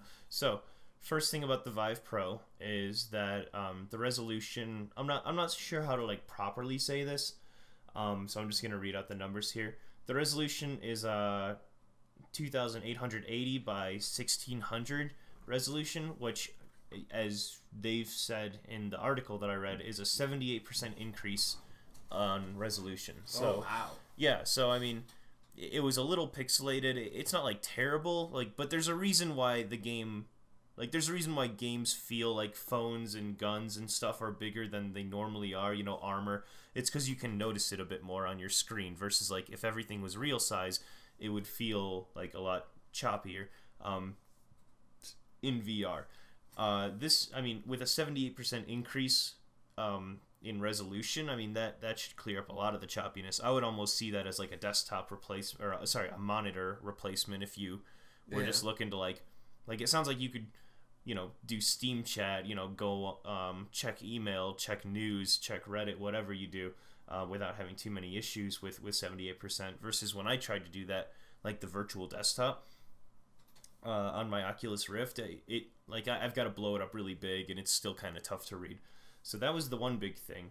The other thing is that it's completely wireless. What? Yeah, so it hooks up to a wireless adapter that I guess like you either keep in your back pocket or it connects to the headset somehow, and then it kind of like, as I mean, we were getting into this like a week ago where we were talking about the Wii U, like why can't they just have all the hardware, you know, in your computer? Well, they fucking did that, you know. So from what people are saying, they haven't announced the price yet, but people are saying it's going to be north of $800 just because it's not, they're not going more casual with it, they're going more enthusiast with it. Like this is a very professional, I feel like professional headset's the weirdest way to put it, but it's for like it's for gaming. Enthusiasts. Yeah, it's not only going to be for games, it's going to be for a lot more other stuff as well. Maybe I don't know what else you can use it with, but I mean, it's just the Xbox S versus the Xbox X. Like it's you know, the PS4 versus the PS4 Pro. It's just a better way. I think that's just the best way to put it. Is, you know, it's for enthusiasts. It's going to be more expensive, but it's going to have better features too. They also announced a couple additional software features. They've got a hub area the same way that the Oculus Rift has a hub, or like a home area, and a couple other things like that. But either way, I mean, it sounded super cool. I'm sure it's going to be expensive as fuck, and so like I don't think I'd buy one right off the bat. But it's really like, it certainly made me be like, God damn it, I just bought an Oculus Rift, and now you're telling me there's this wireless one, and now it has like amazing resolution. I was like, God fucking damn it. Like you said, for the price wise and all that stuff, we'll have to see how it actually really works out in the end. Yeah, I mean, I could easily see this thing being $800 if they're gonna claim it's got 78% increase in resolution and wireless. I mean, those are some wild features. Wireless doesn't mean better connection too, as well. It could be, because there could be connection issues then a lot more often with it being wireless than it being with wires. Yeah, it could be there could be latency issues. You know, so that's always a concern, because, you know, you can tell that with a lot of people who are professional gamers. They don't use wireless mouses. They use wired mouses and all that stuff. Right. And people are saying, like, I don't know where this came from, but some people used to say, like, oh, yeah, Wi-Fi, like, wireless stuff works way quicker and better. It's like, no, it doesn't. A wire's still way better, no matter how way you put it. Yeah, well, it's definitely more like immediate response time. Yeah, I'm not saying that like it's gonna be bad, but that's something we just have to keep in mind, especially for newer technologies first coming out right off the bat. Right. It's not gonna be it could be not fully initialized correctly yet, and that's what's always when it comes with, especially when it comes to electronic equipment, you should always be wary to buy it right off the bat, especially if it's something that's a new technology too. Absolutely, for sure. Yeah, it's something you should always give a weight. And I think what you have right now, even with the wires, I think it's a fantastic, I don't know what you would call it, but piece of hardware. Piece of hardware, yeah. It works very well, and like I said, I've been blown away for how efficient this thing is. How the Vive is. I mean, the Oculus is. Sorry. Yeah, no, I mean, honestly, if this thing came out, like, obviously the specs are a lot better, but I don't really need it to be wireless for what I'm using it for. The resolution does sound really appealing, but you're going to tell me that I've got the Oculus Rift for $350 versus this thing that's probably north of $800. I mean, even if this came out and was on the market today, I would probably still go with the cheaper option just because I'm not willing to invest $800 in a product that I only had like 2 hours experience with prior to. And I'm just saying too, with the resolution, I think the resolution right now is just perfect. And when I was saying about blurriness, I was just saying with my own eyesight. That was just my own eyes and just adjusting it to. It was a little bit harder at first for me to get used to adjusting the headset so I can see it clearly, actually, because I think that the graphics for it are really good. And I don't really have blurry issues with the graphics. Or just my own setting up the vision correctly for myself. Yeah. And I've also have just my right eye is complete shit and all that stuff. Alright, yeah, so I guess that was news. Honestly, I'm very interested to see how the Vive Pro works. Best of luck, obviously. Yeah. Half the reason I bought an Oculus Rift was just simply to promote virtual reality. I think it is the future of gaming. I think that is just like the next step. And I couldn't call myself a gamer if I didn't support that in some manner. So that was half the reason why I bought it. I'm not going to be jealous of anyone that owns a Vive Pro and be like, those motherfuckers. Like, I'm just... Yeah. I just feel good about owning one and kind of like helping us move forward to get this more local, or get this more to the masses, I guess. And for what I have to say too about the people, for the people worrying about space-wise, you really don't need a lot of space at all to play these games fun, like Ben's room that we play in is small and it's like the perfect size for it too. And for anyone that has for anyone who can even just pay for it, will have the perfect amount of space where they're living at, honestly. Unless they're living in, I don't know, I think it's perfect for any size place, honestly. Well, I don't know what you think so far. Because I was worried that you're going to need a lot of space for it to enjoy these games. You really don't. Yeah, I mean, my room, I've probably got about, 6 foot by 8 foot space to play in. And it doesn't even pick up all that space. Yeah. But the warping, the teleporting, all that I really do in VR is I might take one step forward or one step backwards, and then it's more just like turning. Yeah. Like some of the best, the main interactiveness about VR is just kind of like turning, crouching, all that, but you're not really like running from one side of the room to the other. No, you don't need to do that, and that's my favorite feature too, which is why I like about the space pirate training. Space Pirate Trainer, yeah. Yeah, Trainer is that just dodging the bullets is so much fun, that game. And you only just need about legs length between, for the space to enjoy that, complete the dodge of the bullets. Yeah, actually, speaking of that, it's kind of funny. In the Vive Pro trailer, there's a guy wearing it, and to, show how free it is from cords, it's like a slow motion, a guy does a side flip as a Matrix side flip, essentially, where you flip over your shoulders, sort of, and land on the other side. I was like, who's doing that in a real game? I'm sorry, what kind of virtual reality player is gonna be like, watch me do this sick ass flip when I can't see what's to the side, and he just crashes into his wall.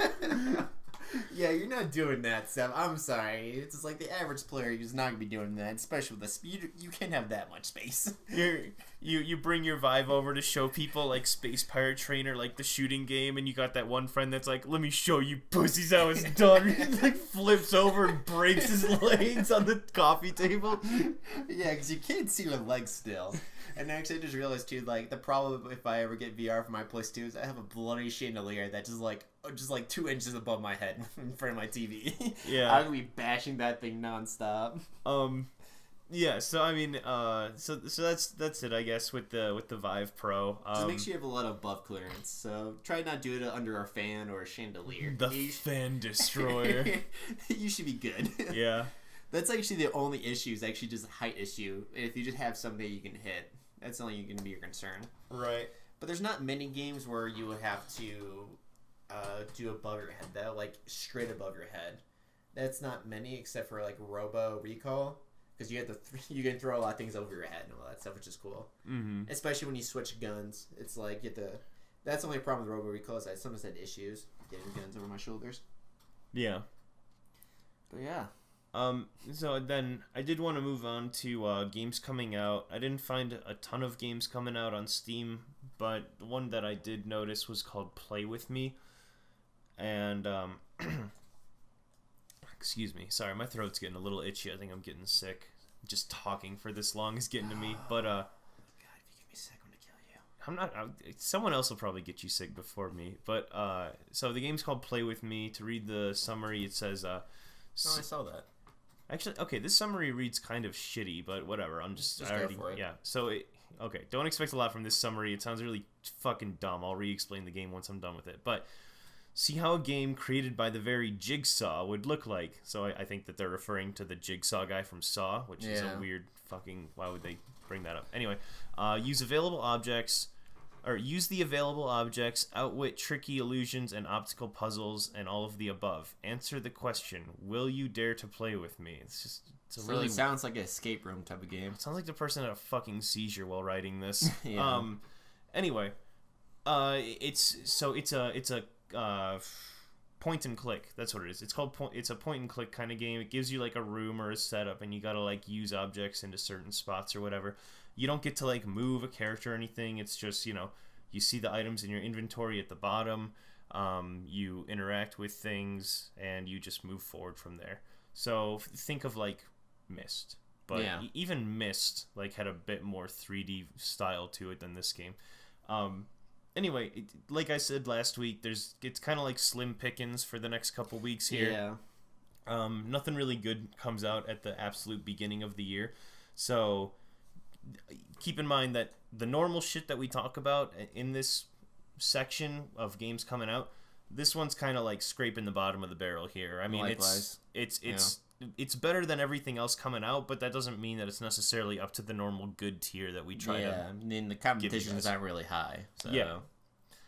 So that's it. And once again, I think I'm just done talking about that because there's nothing. I don't want to like overhype it. It's probably the least interesting game that I've come up with, but it was something, and that comes out January 17th. Mike, what do you got? I got Fen Prologue. This game was on my list beforehand, but got pushed back. It's a free-to-play game. Here's the description. Fen Prologue is a new